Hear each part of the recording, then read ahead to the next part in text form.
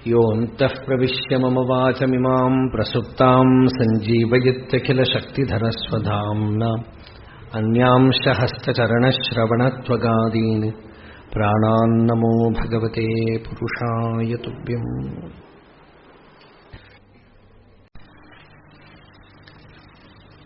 നമുക്ക് ലോക വസ്തുക്കളിൽ ഈശ്വരനെ ഉപമിക്കാവുന്നത് അതിനോട് മാത്രമാണ്. അതൊന്നു മാത്രമാണ് അനന്തം എന്ന് നമുക്ക് പറയാവുന്നത്. ഇപ്പോ സ്പേസ്, ഇൻഫിനിറ്റ് സ്പേസ്, ആകാശമില്ലാത്തൊരിടം എന്ന് നമുക്കൊന്നും പറയാൻ വയ്യ. സർവവ്യാപിയാണ് ആകാശം.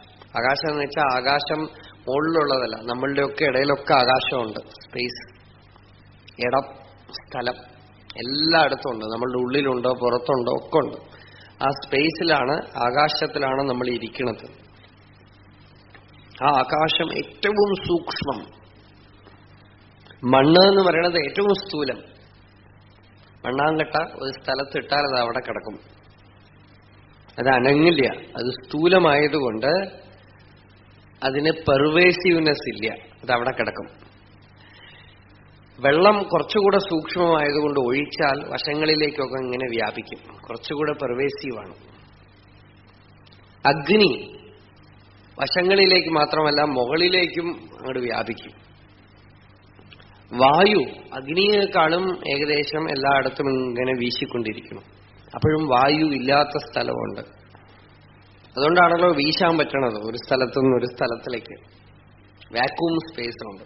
അപ്പൊ സ്പേസ്, വായു ഇല്ലാത്ത സ്ഥലത്തും ഉള്ളതാണ് സ്പേസ്, ആകാശം. അപ്പൊ ആകാശത്തിനെ നമുക്ക് ഊഹിക്കാവുന്നതിൽ സർവവ്യാപി എന്ന് പറയണു, അത്രയേ ഉള്ളൂ. പക്ഷേ വാസ്തവത്തിൽ ഈ ആത്മവസ്തു ദേശകാലങ്ങൾക്ക് അതീതമാണ്. അവിടെ സ്പേസ് ഒന്നും പറയാൻ പറ്റില്ല. ഇതിപ്പോ ആധുനിക ശാസ്ത്രം വന്ന് ടൈം സ്പേസ് എന്ന് ഒരു സാധനമായിട്ടും പിന്നെ അതിന് മേലെയൊക്കെ ഇങ്ങനെ പറഞ്ഞു തുടങ്ങിയിരിക്കുന്നു എന്തൊക്കെയോ. ഇപ്പൊ സ്പേസ് എന്നൊക്കെ പറയണത് മനസ്സ് ഉണരുമ്പോഴാണ് സ്പേസ് എന്ന് പറയുന്നത്. ഉറങ്ങുമ്പോ ആർക്കെങ്കിലും സ്പേസ് അറിയുണ്ടോ? ഉറക്കത്തില് ടൈം അറിയുണ്ടോ? എത്ര നേരമായി ഉറങ്ങാൻ തുടങ്ങിയിട്ടെന്ന് ആർക്കും അറിയണില്ല. ഉണർന്നാലേ അറിയുള്ളൂ. അങ്ങനെ അറിയുന്നുണ്ടെങ്കിൽ അത് ഉറക്കമല്ല. എഴുന്നേൽക്കുമ്പോഴാണോ അയ്യോ ഇത്ര നേരം ഉറങ്ങിപ്പോയോ, അല്ല എത്ര പെട്ടെന്ന് സമയം കഴിഞ്ഞുവല്ലോ എന്നൊക്കെ തോന്നണത്. അപ്പൊ മനസ്സുണ്ടെങ്കിലേ ടൈമിനെ കുറിച്ചും കോൺഷ്യസ് ആയിട്ടിരിക്കുള്ളൂ. മനസ്സുണ്ടെങ്കിലേ സ്പേസിനെ കുറിച്ചും കോൺഷ്യസ് ആയിട്ടിരിക്കുള്ളൂ. മനസ്സിന് അതീതമായ ആ ബോധതത്വം അതാണ് താൻ. പക്ഷേ ലോകദൃഷ്ടിയിൽ ആകാശകൽപ്പ, ആകാശത്തിനെ ഉപമിക്കാം. എല്ലായിടത്തും വ്യാപിച്ചു നിൽക്കും, അതില്ലാത്തൊരു സ്ഥലമില്ല. ആ ബ്രഹ്മവസ്തുവിലാണ് ആകാശം മുതൽ മണ്ണ് വരെയുള്ള എല്ലാ ഭൂതങ്ങളെയും ഇങ്ങനെ നിരത്തി വെച്ചിരിക്കുന്നത്. ആ ആത്മാവിലാണ് ഇതൊക്കെ, പ്രപഞ്ചം മുഴുവൻ നിൽക്കുന്നത്. ആത്മാവിൽ ശരീരം നിൽക്കണു, ശരീരത്തിലല്ല വാസ്തവത്തിൽ ആത്മാവ്, ആത്മാവിൽ ശരീരം നിൽക്കണു. ഈ ശരീരത്തിനെ ആശ്രയിച്ച് പ്രപഞ്ച അനുഭവങ്ങൾ മുഴുവൻ ഉണ്ടാവണം. ഇതാണ് ഒക്കെ തലതിരിഞ്ഞിട്ടാണ് നമ്മളുടെ അനുഭവം. പ്രപഞ്ചത്തിൽ ശരീരം, ശരീരത്തിൽ ഞാൻ നിൽക്കണമെന്നാണ്. പക്ഷെ യഥാർത്ഥത്തിൽ അധിഷ്ഠാനമായ ആത്മവസ്തുവിൽ അഹങ്കാരം പൊന്തി വരുമ്പോ ആ അഹങ്കാരം പൊന്തി വന്ന് അനേക പ്രപഞ്ച അനുഭവങ്ങളെ ഇങ്ങനെ തോന്നിപ്പിച്ചുകൊണ്ടേയിരിക്കണം, അനുസ്യൂതം തോന്നിപ്പിച്ചുകൊണ്ടിരിക്കണം. ഈ പ്രപഞ്ചാനുഭവങ്ങൾക്കൊക്കെ തന്നെ കാരണം ഇന്ദ്രിയങ്ങളാണ്. ഇന്ദ്രിയങ്ങൾ ഇല്ലെങ്കിൽ ലോകമൊന്നും അനുഭവപ്പെടില്ല. കണ്ണ്, മൂക്ക്, നാക്ക്, ത്വക്ക് ഒന്നും ഇല്ലെങ്കിൽ ആർക്കും ലോകത്തിനൊന്നും അനുഭവിക്കാൻ പറ്റില്ല. നമുക്ക് 5 ഇന്ദ്രിയങ്ങളുള്ളത് കൊണ്ട് നമ്മൾ ലോകത്തിനെ ഇങ്ങനെ അനുഭവിക്കണം. 3 ഇന്ദ്രിയങ്ങളാണുള്ളതെന്ന് വെച്ചാൽ വേറെ വിധത്തിൽ അനുഭവിക്കും. ചെടികൾക്കൊക്കെ ജീവനുണ്ട്, സസ്യങ്ങൾക്കൊക്കെ ജീവനുണ്ട്. സസ്യങ്ങളൊന്നും നമ്മളെ പോലെയല്ല ലോകത്തിനെ അനുഭവിക്കുന്നത്, അവരുടെ അനുഭവം വേറെ ഒരു രീതി. അപ്പോ ഇന്ദ്രിയത്തിനനുസരിച്ചുള്ള അനുഭവത്തിനെയാണ് പ്രപഞ്ചം എന്ന് പറയുന്നത്. അപ്പോ ഇവിടെ ഉള്ളത് വാസ്തവത്തിൽ എന്താണ്? ആ ഈശ്വര സത്ത, ആ പരമാത്മ വസ്തു, ആ ബ്രഹ്മവസ്തു. ആ പരമാത്മാവല്ലാതെ ഇവിടെ വേറെ ഒന്നുമില്ല. ആ പരമാത്മാവ് നിത്യോപലബ്ധി സ്വരൂപോഹമാത്മാ, നിത്യ ഉപലബ്ധി സ്വരൂപനാണ്. അവൻ ഇല്ലാത്ത ഒരു സമയമില്ല, അവനില്ലാത്തൊരു അനുഭവദശയില്ല. അവൻ എപ്പോഴും പ്രകാശിച്ചു നിൽക്കുന്നു. അവനാണ് ഞാൻ, അതാണ് എന്റെ സ്വരൂപം എന്ന് പറഞ്ഞു. അതിനെ ഒന്നുകൂടെ വികസിപ്പിക്കുകയാണ് അടുത്ത ശ്ലോകം 5. മുഖാഭാസകോ ദർപ്പണേ ദൃശ്യമാനഃ. അല്ല, 4ാമത്തെ ശ്ലോകം. യം അഗ്നി ഉഷ്ണവന്നിത്യബോധസ്വരൂപം മനഃചക്ഷുരാദീന്യബോധാത്മകാനി പ്രവർത്തന്ത ആശ്രിത്യ നിഷ്കമ്പമേകം സ നിത്യോപലബ്ധിസ്വരൂപോഹമാത്മാ. അഗ്നിയും അതിന്റെ ഉഷ്ണവും പോലെ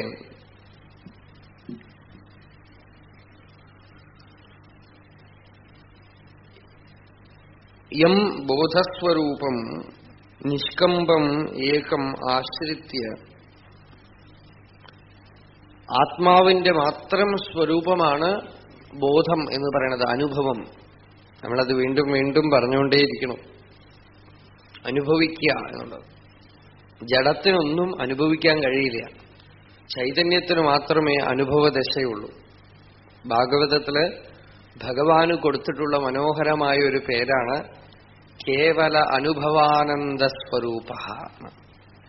ഭഗവാന്റെ അനുഭവം എന്താണെന്ന് വെച്ചാൽ കാണുക കേൾക്കുക എന്നൊന്നുമല്ല, കേവലാനുഭവം എന്നാണ്. കേവലാനുഭവം. കേവലാനുഭവം എന്ന് വെച്ചാൽ അനുഭവം മാത്രം. അതിനെയാണ് സമാധി എന്നൊക്കെ പറയണത്. കേവലാനുഭവമാണ് സമാധി. സമാധിയാണ് ഭഗവാന്റെ സ്വരൂപം. ഭഗവാനെ അനുഭവിക്കുക എന്ന് പറയുന്നത് കേവലാനുഭവം. അതില് പ്രത്യേകിച്ച് കാണൽ വേറെ, കേൾക്കൽ വേറെ, മണക്കൽ വേറെ ഒന്നുമില്ല. അത് ആനന്ദമയം. അത് ആനന്ദമയം. സർവേന്ദ്രിയങ്ങളിലൂടെയും ആനന്ദസ്ഫൂർത്തി, ആനന്ദ അനുഭവം, വികസിച്ച ആനന്ദ അനുഭവം. അപ്പോ അങ്ങനെയുള്ള അനുഭവം എന്ന് പറയുന്നത് ഏതൊരുത്തന്റെ സ്വരൂപമോ, ഈശ്വരനും ഈശ്വരന്റെ ശക്തിയും. ശക്തി, ശിവം എന്ന് 2 ഉണ്ടോ എന്ന് ചിലർക്ക് സംശയം തോന്നാം. വാസ്തവത്തിൽ 2 ഇല്ല, ഒന്നേ ഉള്ളൂ. നിശ്ചലമായ ആ ശിവത്തിന്റെ, നിശ്ചലമായിരിക്കുമ്പോൾ അതിനെ ശിവം എന്ന് വിളിക്കണം. തമിഴിൽ എന്നെ ചൊല്ലും, ശിവനേന ഇരുന്ന് ചൊല്ലും. ശിവനേന ഇരുന്ന് നിശ്ചലമാ, ചുമ്മാ ഇരിക്കുന്നതിന് അർത്ഥം. അത് ചലിക്കുമ്പോ അതിനെ ശക്തി എന്ന് വിളിക്കുന്നു. അത്രയേ ഉള്ളൂ. വാസ്തവത്തില് ഇത് രണ്ടും ഒന്ന് തന്നെയാണ്, ഒരേ വസ്തു തന്നെയാണ്. ഒരേ വസ്തു. ബ്രഹ്മാവിഷ്ണു മഹേശ്വരൻ എന്നുള്ളതിനെ പോലും ഇങ്ങനെ തന്നെ പറയാം. വെള്ളം നിശ്ചലമായിട്ട് നിൽക്കുമ്പോ അത് ശിവം. അതിനെ ചലിക്കാൻ എന്തോ ഒരു കാരണം ഉണ്ടാവണമല്ലോ, അത് ബ്രഹ്മാവ്. ആ ചലനാത്മക ശക്തി വിഷ്ണു. വീണ്ടും അടങ്ങി നിശ്ചലമായിട്ട് നിൽക്കുമ്പോൾ അത് വീണ്ടും സംഹാരം, അപ്പൊ രുദ്രൻ. ശിവം. ഇത് മൂന്നും ഒന്ന് തന്നെയാണ്.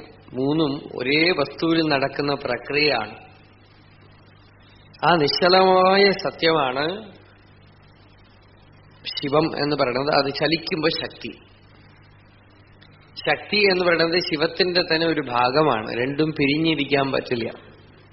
ശക്തി ഇല്ലാതെ പക്ഷെ ശിവം ഉണ്ട്. നിശ്ചലമായിട്ട് നിൽക്കുമ്പോൾ.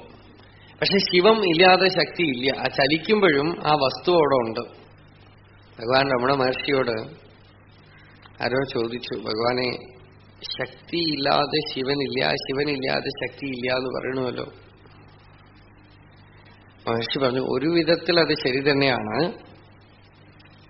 പക്ഷേ ചോദ്യം ഇംഗ്ലീഷ് ആയിരുന്നതുകൊണ്ട് ഇംഗ്ലീഷില് ഉള്ള വാക്ക് വെച്ചുകൊണ്ട് തന്നെ രസമായിട്ട് മഹർഷി പറഞ്ഞു, ഷീയില് ഹീ ഉണ്ട്. SHE she. അതിൽ ഹീ ഉണ്ട്. പക്ഷേ ഹീയില് ഷീ ഇല്ല എന്നാണ്. ഷീ ഇല്ലാതെ നിൽക്കാം. അപ്പൊ നിശ്ചല, അതിനർത്ഥം പുരുഷൻ സ്ത്രീ എന്നുള്ള അർത്ഥത്തിലല്ല. ഇവിടെയുള്ള സ്ത്രീയും പുരുഷനും ഒക്കെ തന്നെ ഷീയാണ്. ഇവിടെ നമ്മൾ സ്ത്രീ പുരുഷൻ എന്നൊക്കെ പറയുന്നതൊക്കെ തന്നെ ശക്തിയുടെ മണ്ഡലമാണ്. അല്ലാതെ ശക്തി ശിവം എന്ന് പറഞ്ഞാൽ പുരുഷൻ സ്ത്രീ എന്ന് വെറുതെ നമ്മൾ കാവ്യാത്മകമായി കൽപ്പിച്ചതാണ്. പുരുഷൻ സ്ത്രീ ഒന്നും അല്ലാതെ ഇവിടെ ഉള്ള സകല സ്ത്രീയും സകല പുരുഷനും സ്ത്രീയാണ്, ഒക്കെ ശക്തിയാണ്. ഒക്കെ ശക്തിയുടെ മണ്ഡലമാണ്. മായയുടെ മണ്ഡലത്തിനുള്ളിലാണ് ഒക്കെ നടക്കുന്നത്. പുരുഷനായിട്ട് ഒന്നേ ഉള്ളൂ. ഇതൊക്കെ അസ്തമിച്ച് നിശ്ചലമായി നിൽക്കുന്ന അവസ്ഥ മാത്രമാണ് പുരുഷൻ. അതിനെയാണ് ബ്രഹ്മം, ശിവം, ഈശ്വരൻ എന്ന് പറയുന്നത്. ബാക്കിയൊക്കെ ശക്തിയുടെ അംശമാണ്, ബാക്കിയൊക്കെ ദേവിയുടെ അംശമാണ്. അതിനെയാണ് നമ്മൾ ദേവി എന്ന് പറയുന്നത്. മായ തന്നെയാണ് ഭഗവാന്റെ ശക്തി. ദൈവീശേഷ ഗുണമയീ മമ മായ ദുരത്യയ. ഭഗവാൻ പറയുമ്പോൾ ദൈവീമായ എന്നാണ്, ശക്തിയാണ്. അതൊക്കെ ശക്തിയുടെ മണ്ഡലം. എല്ലാം ഇല്ലാത്ത സമാധി അവസ്ഥയിൽ മാത്രമാണ് ശിവം, നിശ്ചലമായിട്ട് നിൽക്കുന്ന അവസ്ഥ. പക്ഷെ ഇത് രണ്ടും രണ്ടല്ല, ഒന്ന് തന്നെ. ഒന്നിന്റെ തന്നെ ചലന അവസ്ഥയാണ്, കമ്പന അവസ്ഥയാണ്. കമ്പനം എന്ന് വെച്ചാൽ ചലനം, വൈബ്രേഷൻ, കമ്പനം. ആ കമ്പന അവസ്ഥയാണ് സൃഷ്ടി എന്ന് പറയുന്നത്. ഒരു വൈബ്രേഷൻ ഉണ്ടാവുമ്പോൾ സൃഷ്ടി, വൈബ്രേഷൻ ഇല്ലെങ്കിൽ സൃഷ്ടിയില്ല. അത് എപ്പോ ചലിക്കുന്നു അപ്പൊ സൃഷ്ടി. ആ ചലനം എങ്ങനെ ഉണ്ടായി പറയാൻ വയ്യ, ഒരു കാരണവും പറയാൻ വയ്യ. നമ്മൾ രാത്രി കിടന്നുറങ്ങണം. ഒരു സിമ്പിൾ ചോദ്യം ചോദിക്കാം, രാവിലെ എന്തിനും ഉണരുന്നു? ശ്രദ്ധിച്ചാൽ നമുക്ക് അറിയാം എന്തിനും ഉണരുന്നു, എങ്ങനെ ഉണരുന്നു, ആരും ഉണർത്തി വിടുന്നു. അങ്ങനെ ഉറങ്ങിക്കൂടെ? കുറച്ച് കഴിഞ്ഞപ്പോ എന്തോ ഒന്ന് ഉള്ളിൽ ഇളകി, വൈബ്രേഷൻ കാണാം നമുക്ക്. ആ ലയിച്ച അവസ്ഥയിൽ ഒരു ചലനം ഉണ്ടായി, ഉണർന്നു. നമ്മളുടെ തന്നെ സൃഷ്ടിയും സംഹാരവും നടക്കുന്നുണ്ട്. ചലനം ഉണ്ടായാൽ ഉണരുന്നു, ഉറക്കം വിട്ട് ഉണരുന്നു. അത് മനസ്സ് വിരിയുന്നു. മനസ്സ് പതുക്കെ ലയിച്ചു കിടന്ന മനസ്സ് എഴുന്നേൽക്കും. എഴുന്നേൽക്കുമ്പോൾ മനസ്സ് പകുതി വിരിഞ്ഞാൽ സ്വപ്നം, മനസ്സ് നല്ലവണ്ണം വിരിഞ്ഞാൽ ജാഗ്രത. മനസ്സ് പകുതി കൂമ്പുമ്പോൾ സ്വപ്നം, നല്ലവണ്ണം ലയിച്ചാൽ ഉറക്കം. അപ്പൊ മനസ്സിന്റെ ഉണർന്നു വരവിനെയാണ് നമ്മൾ ജാഗ്രത അവസ്ഥ എന്ന് വിളിക്കണം. അപ്പോ മനസ്സ് നിശ്ചലമായിട്ട് നിൽക്കുന്ന അവസ്ഥയാണ് നിഷ്കമ്പം എന്ന് പറഞ്ഞു ഇവിടെ. നിഷ്കമ്പം എന്ന് വെച്ചാൽ ചലിക്കാത്ത, കമ്പനമില്ല, ചലനമില്ല. കമ്പനമില്ലാതെ നിൽക്കുമ്പോ ശക്തിയില്ല, അവിടെ ശിവം മാത്രമായിട്ട്. അത് നിഷ്കമ്പം ഏകം, അത് അദ്വയം. ചലിക്കുമ്പോഴാണ് അനേകം ഉണ്ടാവുന്നത്. ചലിച്ച ഉടനെ അനേകം ഉണ്ടായി. രാത്രി ഉറങ്ങുമ്പോ ഏകം, ഏകം എന്ന് പോലും പറയാനില്ല. കാരണം എന്താ? മറ്റൊന്നുമില്ല. ഉറക്കത്തിൽ ആർക്കും ദ്വൈത ചിന്തയേ ഇല്ല. ശരീരമുണ്ടെന്നില്ല, സ്ത്രീ പുരുഷൻ ഒന്നുമില്ല. മനസ്സ് ഉണർന്ന ഉടനെ അനേകം ഉണ്ടായി. മനസ്സ് എഴുന്നേറ്റ് വന്ന ഉടനെ, ചലിച്ച ഉടനെ ഞാൻ വേറെ, നിങ്ങൾ വേറെ, ലോകം, അത് ഇത് പ്രശ്നങ്ങളൊക്കെ ഉണ്ടായി. അപ്പൊ അനേകമുണ്ടായി. ഏകം, ചലനമില്ലാത്തപ്പോ ഏകമേ ഉള്ളൂ.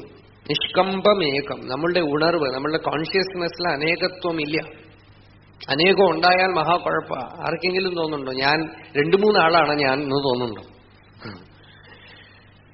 സൈക്കോളജിക്കൽ പ്ലെയിനിൽ വേണമെങ്കിൽ ഉണ്ടാവും സ്പ്ലിറ്റ്. പക്ഷെ എല്ലാത്തിനും ആശ്രയമായി ഞാൻ ഒരേ വസ്തു, ഏകം, നിഷ്കമ്പമേകം.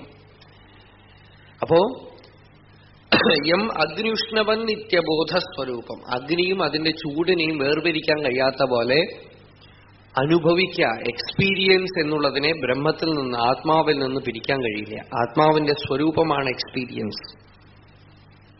അഗ്നിയുഷ്ണവൻ നിത്യബോധസ്വരൂപം. അതിനെ ആശ്രയിച്ച് മനഃചക്ഷുരാദീനി അബോധാത്മ. മനസ്സ്, ഇന്ദ്രിയങ്ങൾ എന്നൊക്കെ പറയുന്നത് ജഡപദാർത്ഥം. കണ്ണ്, മൂക്ക്, നാക്കൊക്കെ എന്താണ്? ജഡം. കണ്ണോ മൂക്കോ ഒന്നുമല്ല കാണുന്നത്. ഈ കണ്ണിനെ എടുത്തിവിടെ വെച്ചാൽ അത് കാണുമോ? ചെവിയെ മുറിച്ച് ഒരിടത്ത് വെച്ചാൽ അത് കേൾക്കുമോ? അഥവാ ഇപ്പൊ ജഡശരീരം മരിച്ചു പോയി കഴിഞ്ഞാൽ ആ ശരീരത്തിന് എന്ത് പാട്ട് പാടിയിട്ട് എന്ത് കാര്യം? നമ്മൾ എന്തൊക്കെയോ ചെയ്യുന്നുണ്ട്, ചെവിയിൽ മന്ത്രമൊക്കെ പറയണ്ട. പക്ഷെ ആള് പോയി കഴിഞ്ഞു, ആര് കേൾക്കാനതില്? അത് ഒഴിഞ്ഞ വീടാണപ്പോ. അപ്പൊ അതിന്റെ ഉള്ളിൽ ഒരാളിരുന്ന് കേൾക്കണു, അനുഭവിക്കണു ഒക്കെ. അവൻ പോയാൽ അബോധാത്മകാനി എന്നാണ്. അതൊക്കെ ജഡവസ്തു, ബോധമില്ല അതിന്. അതിനറിയില്ല, താനുണ്ടെന്ന് അറിയേയില്ല. അബോധാത്മകാനി. അതൊക്കെ ഇന്ദ്രിയങ്ങൾ, മനസ്സൊക്കെ തന്നെ അബോധ വസ്തുക്കളാണ്, ജഡവസ്തുക്കളാണ്, അന്നമയമാണ്, പൃഥ്വിമയമാണ്.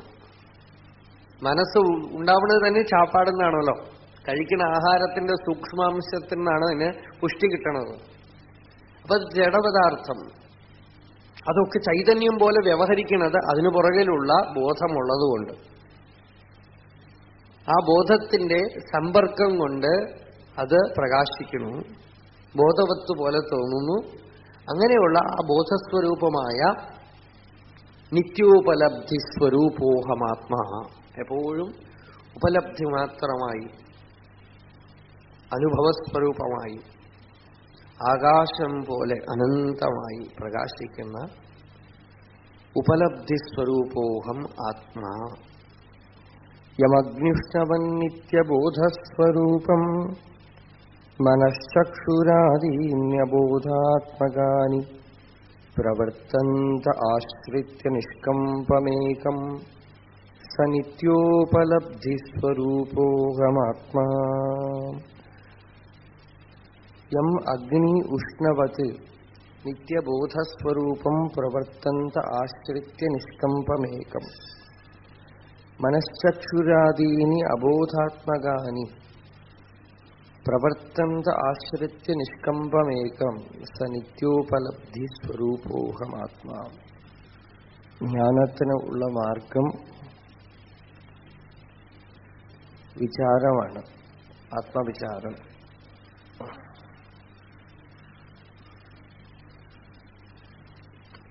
ആത്മവിചാരം എന്ന് വെച്ചാൽ മനസ്സിനെ അതിൻ്റെ മൂലത്തിൽ തന്നെ നിർത്തിക്കൊണ്ടിരിക്കുന്നതാണ് വിചാരത്തിൻ്റെ ലക്ഷ്യസ്ഥാനം, ഹൃദയത്തിൽ.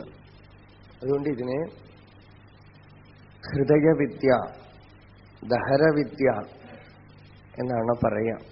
അല്ലാതെ ബുദ്ധിയുടെ വിദ്യയല്ല, ഹൃദയവിദ്യ. ദക്ഷിണാമൂർത്തിയുടെ രൂപം, ആ ശില്പം കണ്ടാൽ, അതേപോലെ തന്നെ നടരാജന്റെ ശില്പം അത് കണ്ടാൽ നമുക്ക് അവിടെ ഒന്ന് കാണാം. കാലിന്റെ ചുവട്ടില് ഒരു രാക്ഷസനെ ഉണരാൻ അനുവദിക്കാതെ ചവിട്ടിപ്പിടിച്ചിരിക്കുകയാണ്, എണീക്കാൻ അനുവദിക്കാതെ ചവിട്ടിപ്പിടിച്ചിരിക്കുക. ഇതുപോലെ ഈ അഹങ്കാരത്തിനെ അതിന്റെ മൂലത്തിൽ തന്നെ അടക്കി നിർത്താം. ഉയരാൻ അനുവദിക്കാതെ ഹൃദയത്തിൽ തന്നെ, ഹൃദയത്തിൽ നിന്നാണ് ഈ അഹങ്ക പൊന്തണത്, അവിടെ തന്നെ അടങ്ങാണ്. അതാണ് വിചാരസാധനയുടെ ലക്ഷ്യം. അത് തന്നെയാണ് ശരണാഗതിയും. ഭക്തിയും ആത്മവിചാരവും ഇവിടെ യോജിക്കുന്നു. ഭക്തിയിൽ എന്ത് ചെയ്യണോ, ഒരു മഹാശക്തി സർവേശ്വരന്റെ മുമ്പിലോ സദ്ഗുരുവിന്റെ മുമ്പിലോ അടങ്ങുന്നു. അടങ്ങുമ്പോഴും ഈ അഹങ്കാരം അടങ്ങും. അതേപോലെ വിചാരസാധനയിലും അത് തന്നെയാണ് സംഭവിക്കുന്നത്. അഹങ്കാരത്തിനെ ഉണരാൻ അനുവദിക്കാതെ ഹൃദയത്തിലേ വെച്ചുകൊണ്ടിരിക്കുന്നു. രണ്ടും തന്നെ വളരെ പക്വമായ അവസ്ഥയിലേ സംഭവിക്കുള്ളൂ. വളരെ പക്വമായ ഒരവസ്ഥയിലേ ഇത് രണ്ടും സംഭവിക്കുള്ളൂ. മനസ്സ് പക്വത എന്ന് വെച്ചാൽ തന്നെ അതാണ്. പക്വത എന്ന് വെച്ചാൽ തന്നെ സ്പിരിച്വൽ മെച്യൂരിറ്റി. അതെങ്ങനെ അളക്കാൻ കഴിയും? ഒരു ജീവൻ പക്വമാണോ അല്ലയോ, അതിന് വേറെ ഒരളവ് പോലും ഇല്ല. പക്വമാവും തോറും വളരെ വളരെ വളരെ വിജിലന്റ് ആവും, അലേർട്ട്, ജാഗ്രതയാവും. ജാഗ്രത എന്താണ്? ഉള്ളില് അഹന്ത അനങ്ങിയാൽ അറിയാം. അഹങ്കാരം അവിടെ ചലിച്ചാൽ കോൺഷ്യസ് ആയിട്ടിരിക്കും അവിടെ. അപ്പൊ അതെവിടുന്ന് ഉണരുന്നു, ആ ഉണരുന്ന സ്ഥാനം, മൂലം, അവിടെ തന്നെ അത് അടങ്ങുന്നു. ഭഗവാൻ രമണ മഹർഷി സദ്ദർശനത്തില് ഈ ആത്മവിചാരത്തിനെ ചെയ്യുന്ന രീതി വളരെ നിഗൂഢമായിട്ട് സദ്ദർശനം എന്ന തന്റെ കൃതിയിൽ നടുവിലായിട്ട് പറഞ്ഞിരിക്കണം. 28ാമത്തെ ശ്ലോകമോ മറ്റോ. അതിൽ ഉദാഹരണം കൊടുക്കുന്നത്, കിണറ്റിൽ, ഒരു കിണറിന്റെ ഉള്ളില് എന്തെങ്കിലുമൊക്കെ സാധനം വീണാൽ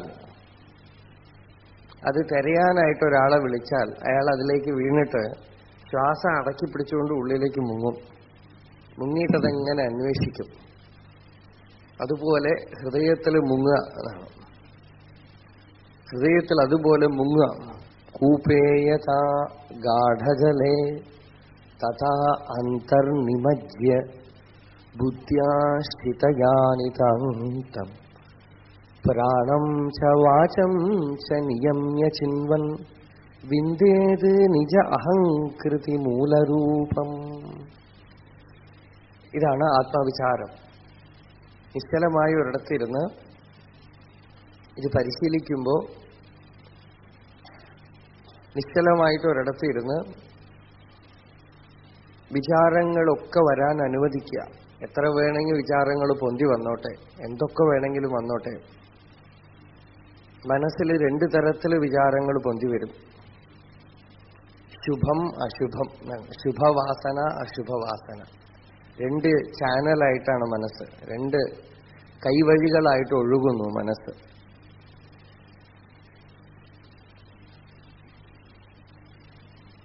ഇത് ഒഴുകി വരുമ്പോ ഈ വാസനകളൊക്കെ തന്നെ വരാൻ മൂലകാരണം അഹങ്കാരമാണ്. അഹങ്കാരം ഉണ്ടെങ്കിലേ എന്തു വിചാരവും വികാരവും പൊന്തി വരാൻ പറ്റുള്ളൂ. ഇതാർക്ക് വരുന്നു? ദേഷ്യം വരുമ്പോ ദേഷ്യത്തിനെ അടക്കാനൊന്നും ശ്രമിക്കണ്ട, ദേഷ്യത്തിന്റെ അടുത്ത് ശണ്ടയൊന്നും കൂടണ്ട. ദേഷ്യം വരുമ്പോ ആർക്ക് ദേഷ്യം വരണു എന്ന് ഉള്ളിൽ ചോദിക്കുക. ആർക്കാണ് ദേഷ്യം വരുന്നത്? To whom this thought comes.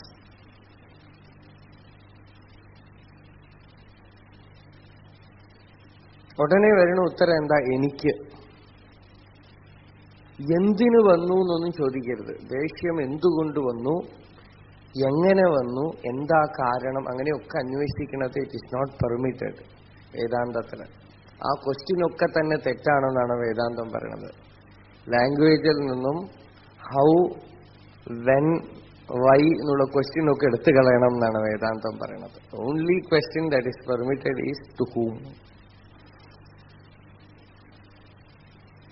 Who is the experiencer? ആർക്കാണ് ഉണ്ടാവണത്? ആരാണത് അനുഭവിക്കണത്? അനുഭവിക്കണവനാര്? ലോകമുണ്ടായി എന്ന് പറഞ്ഞാൽ സാധാരണ ചിന്തിക്കണവൻ എങ്ങനെയാ ചിന്തിക്കുക? ലോകം എങ്ങനെ ഉണ്ടായി എന്നാണ് ചിന്തിക്കുക. വേദാന്തം പറയും എങ്ങനെയെന്ന് ചോദിക്കരുത്. ആരാ ലോകത്തിനെ കാണണത്? ഈ ഉണ്ടായി എന്ന് പറയണ ആളാരാണ്? അയാളെ പിടിക്കൂ. അല്ലാതെ ഉണ്ടായ സാധനത്തിന് അന്വേഷിച്ചാൽ ഒരിക്കലും ഉത്തരം കിട്ടില്ല. ഇതെങ്ങനെ ഉണ്ടായിന്ന് അന്വേഷിക്കൂ, ഒരിക്കലും ഉത്തരം കിട്ടില്ല. കാരണം ഇതൊക്കെ താൻ്റെ ബുദ്ധി ഉണ്ടാവണതിന് എത്രയോ വർഷം മുമ്പ് ഉണ്ടായതാണ്. അതിന്റെ ഉള്ളിലാണ് തന്റെ ബുദ്ധി തന്നെ ഇരിക്കുന്നത്. അപ്പൊ ബുദ്ധി കൊണ്ട് എങ്ങനെ അതിനെ കണ്ടുപിടിക്കാൻ പറ്റും? ആർക്കാണ് ഇതുണ്ടായത്? ആരായി ഉണ്ടായി എന്ന് പറയണ ആള്? ലോകം ഉണ്ടായി എന്നും ലോകത്തിനെ കാണുന്നു എന്നും ഈ കാണുന്നവൻ ആരാണ്? അവനെ പിടിക്കൂ. അതേപോലെ കോപം വരണു. കോപം എന്തിനു വന്നു എന്നൊന്നും ചോദിക്കരുതെന്ന്, എവിടുന്ന് വന്നു എന്നൊന്നും ചോദിക്കരുത്. ആർക്ക് കോപം വന്നു?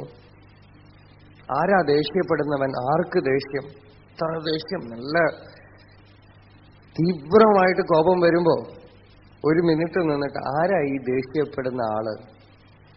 ആർക്കാണ് ഇത്രയധികം ദേഷ്യം വരുന്നത്? 1 സെക്കൻഡ് ഈ ചോദ്യം അങ്ങോട്ട് ഉള്ളിലേക്ക് ഇട്ടാൽ അവിടുന്ന് ഒരേ ഒരു ഫീഡ്ബാക്കേ നമുക്ക് കിട്ടാൻ വഴിയുള്ളൂ. എനിക്ക് ദേഷ്യം വരണു. ഞാൻ ഞാൻ ഞാൻ ഞാൻ ഒരു പൾസേഷൻ ഉള്ളിലിങ്ങനെ ഉണ്ടാവും. സ്ഫുരണ, അതിനെ സ്ഫുരണം എന്നാണ് പറയണത്. അന്തസ്ഫുരന്തം സദാ. ദക്ഷിണാമൂർത്തി സ്തോത്രത്തില് ശങ്കരാചാര്യസ്വാമികൾ പറയണതാണ് അന്തസ്ഫുരന്തം എന്നാണ്. ഉള്ളില് സ്ഫുരന്തം, സ്ഫുരണം, ഇങ്ങനെ പൾസേഷൻ. ആ സ്ഫുരണയെ പിടിക്കൂ എന്നാണ്. എനിക്ക് ദേഷ്യം വരണു എന്ന് പറഞ്ഞ ഉടനെ എനിക്ക്, ഞാൻ, അതിനെ വെച്ചുകൊണ്ട് അങ്ങനെ നിൽക്കുക. എനിക്ക് ദേഷ്യം വരണു, എനിക്ക് ദേഷ്യം, എനിക്ക് കോപം, എന്നെ ചീത്ത പറഞ്ഞു, ഞാൻ അവനെ അടിക്കും, ഞാൻ അവരെ പറഞ്ഞു മനസ്സിലാക്കിപ്പിക്കണം. ഞാൻ ഞാൻ ഞാൻ ഞാൻ ഞാൻ ഞാൻ ഞാൻ ഞാൻ ഞാൻ അതങ്ങനെ ഗ്രഹിച്ചുകൊണ്ടിരുന്നാൽ ആ ഞാൻ എന്നുള്ളതിനെ പിടിച്ചുകൊണ്ട് തന്നെ ഉള്ളിലേക്ക് അങ്ങ് മുങ്ങിയാൽ കിണറ്റിൽ മുങ്ങണ പോലെ എന്നാണ്. ഈ അഹങ്കൃതി മൂലരൂപം. ഈ അഹങ്കൃതി, അഹങ്കാരത്തിന്റെ വേര് എവിടെയാ ഉള്ളത് എന്ന് ഉള്ളിലേക്ക് അങ്ങോട്ട് ആരാഞ്ഞ് അന്വേഷിച്ചു നോക്കാം. അത് കിണറ്റിൽ മുങ്ങണ പോലെയാണ്. ആ അഹങ്കാരം പൊന്തുന്നത് ഹൃദയത്തിൽ നിന്നാണ്. അത് കിണറ്റിൽ മുങ്ങണ പോലെയാണ്. അത് ആരാഞ്ഞു നോക്കുമ്പോ വിന്ദേത് നിജ അഹങ്കൃതി മൂലരൂപം. കിണറ്റിൽ മുങ്ങണ പോലെ ഉള്ളിലെങ്ങനെ ആരാഞ്ഞു നോക്കുമ്പോ ഈ കോപം എന്നുള്ള ആ വികാരത്തിനെ പരിപൂർണമായി നമ്മൾ മറന്നു. അറ്റൻഷൻ കോപത്തിലേ അല്ല, കോപിക്കുന്നവനിലാണ്. കോപത്തിൽ നിന്നും ശ്രദ്ധ കോപിക്കുന്നവനിലേക്ക് തിരിഞ്ഞു. കോപിക്കുന്നവൻ ആരാണെന്ന് അന്വേഷിക്കും തോറും കോപിക്കുന്ന ഒരാളേ ഇല്ല എന്ന് മനസ്സിലാവും. കോപിക്കുന്ന ഒരാളേ ഇല്ലാതായിട്ട് തീരും. ഈ കോപിക്കുന്ന ഞാൻ ഉണ്ടെങ്കിലല്ലേ, ഞാൻ ഉണ്ട് എന്ന് സ്വീകരിച്ചിട്ട് ബ്രഹ്മത്തിനെയോ ഈശ്വരനെയോ ഒക്കെ അന്വേഷിക്കണത്. രമണ മഹർഷി പറയണത് ഒരു ഉദാഹരണം, ഒരു കള്ളൻ താൻ തന്നെ പോലീസ് വേഷം കെട്ടിയിട്ട് കള്ളനെ തെരഞ്ഞാൽ എങ്ങനെയുണ്ടാവും? അതുപോലെയാണ് ഈ അഹങ്കാരം സ്വയം ബ്രഹ്മത്തിനെ അന്വേഷിക്കണതോ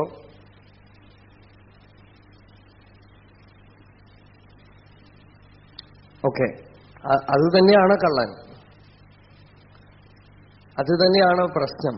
ഈ അഹങ്കാരം തന്നെയാണ് പ്രശ്നം. അതാർക്കാണ്? വളരെ പ്രസിദ്ധനായ ഒരു സന്യാസി ഒരിക്കല് മഹർഷിയെ കാണാനായിട്ട് വന്നപ്പോ അദ്ദേഹത്തിന് മഹർഷിയോട് തനിയെ സംസാരിക്കണം എന്ന് തോന്നി. അദ്ദേഹം തന്നെ പറഞ്ഞതാണിത്. അദ്ദേഹത്തിന് മഹർഷിയോട് തനിയെ സംസാരിക്കണം എന്നൊരാഗ്രഹം തോന്നി. അപ്പോ മുറിയിൽ ഒരു 5-6 പേരുണ്ടായിരുന്നു. അപ്പൊ ഈ സങ്കല്പം ഉള്ളിൽ ഉദിച്ചതും ഈ 6 പേര് എഴുന്നേറ്റ് പോയി. അപ്പൊ അദ്ദേഹം ഭഗവാന്റെ അടുത്ത് ചെന്നിട്ട് പറഞ്ഞു, ഭഗവാനെ, എനിക്ക് ചില ചോദ്യങ്ങൾ ചോദിക്കാനുണ്ട്.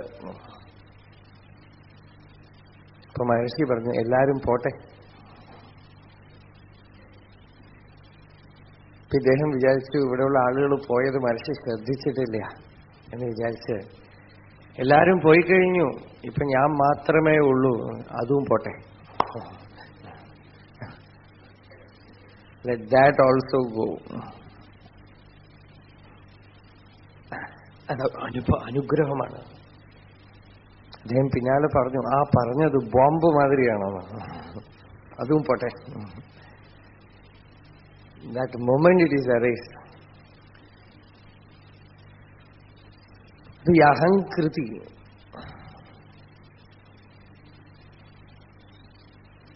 സ്ഫുരണയായിട്ട് അതിനെ അന്വേഷിച്ചു നോക്കുമ്പോൾ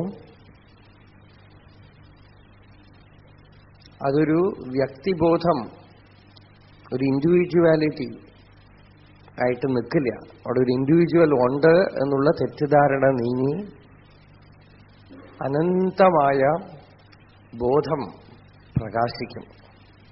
അനന്തമായ തത്വം അത് മാത്രമേ ഉള്ളൂ. ആ അനന്തമായ തത്വത്തില് അനേകം നാമരൂപങ്ങൾ തോന്നുന്നു. ആദ്യമായിട്ട് തോന്നണത് ഞാൻ എന്നുള്ള വിചാരം. ഉറങ്ങി എഴുന്നേൽക്കുമ്പോൾ നോക്കുക, ഉറങ്ങി എഴുന്നേൽക്കുമ്പോൾ ആദ്യം ഞാൻ എന്ന് പൊന്തി വരും.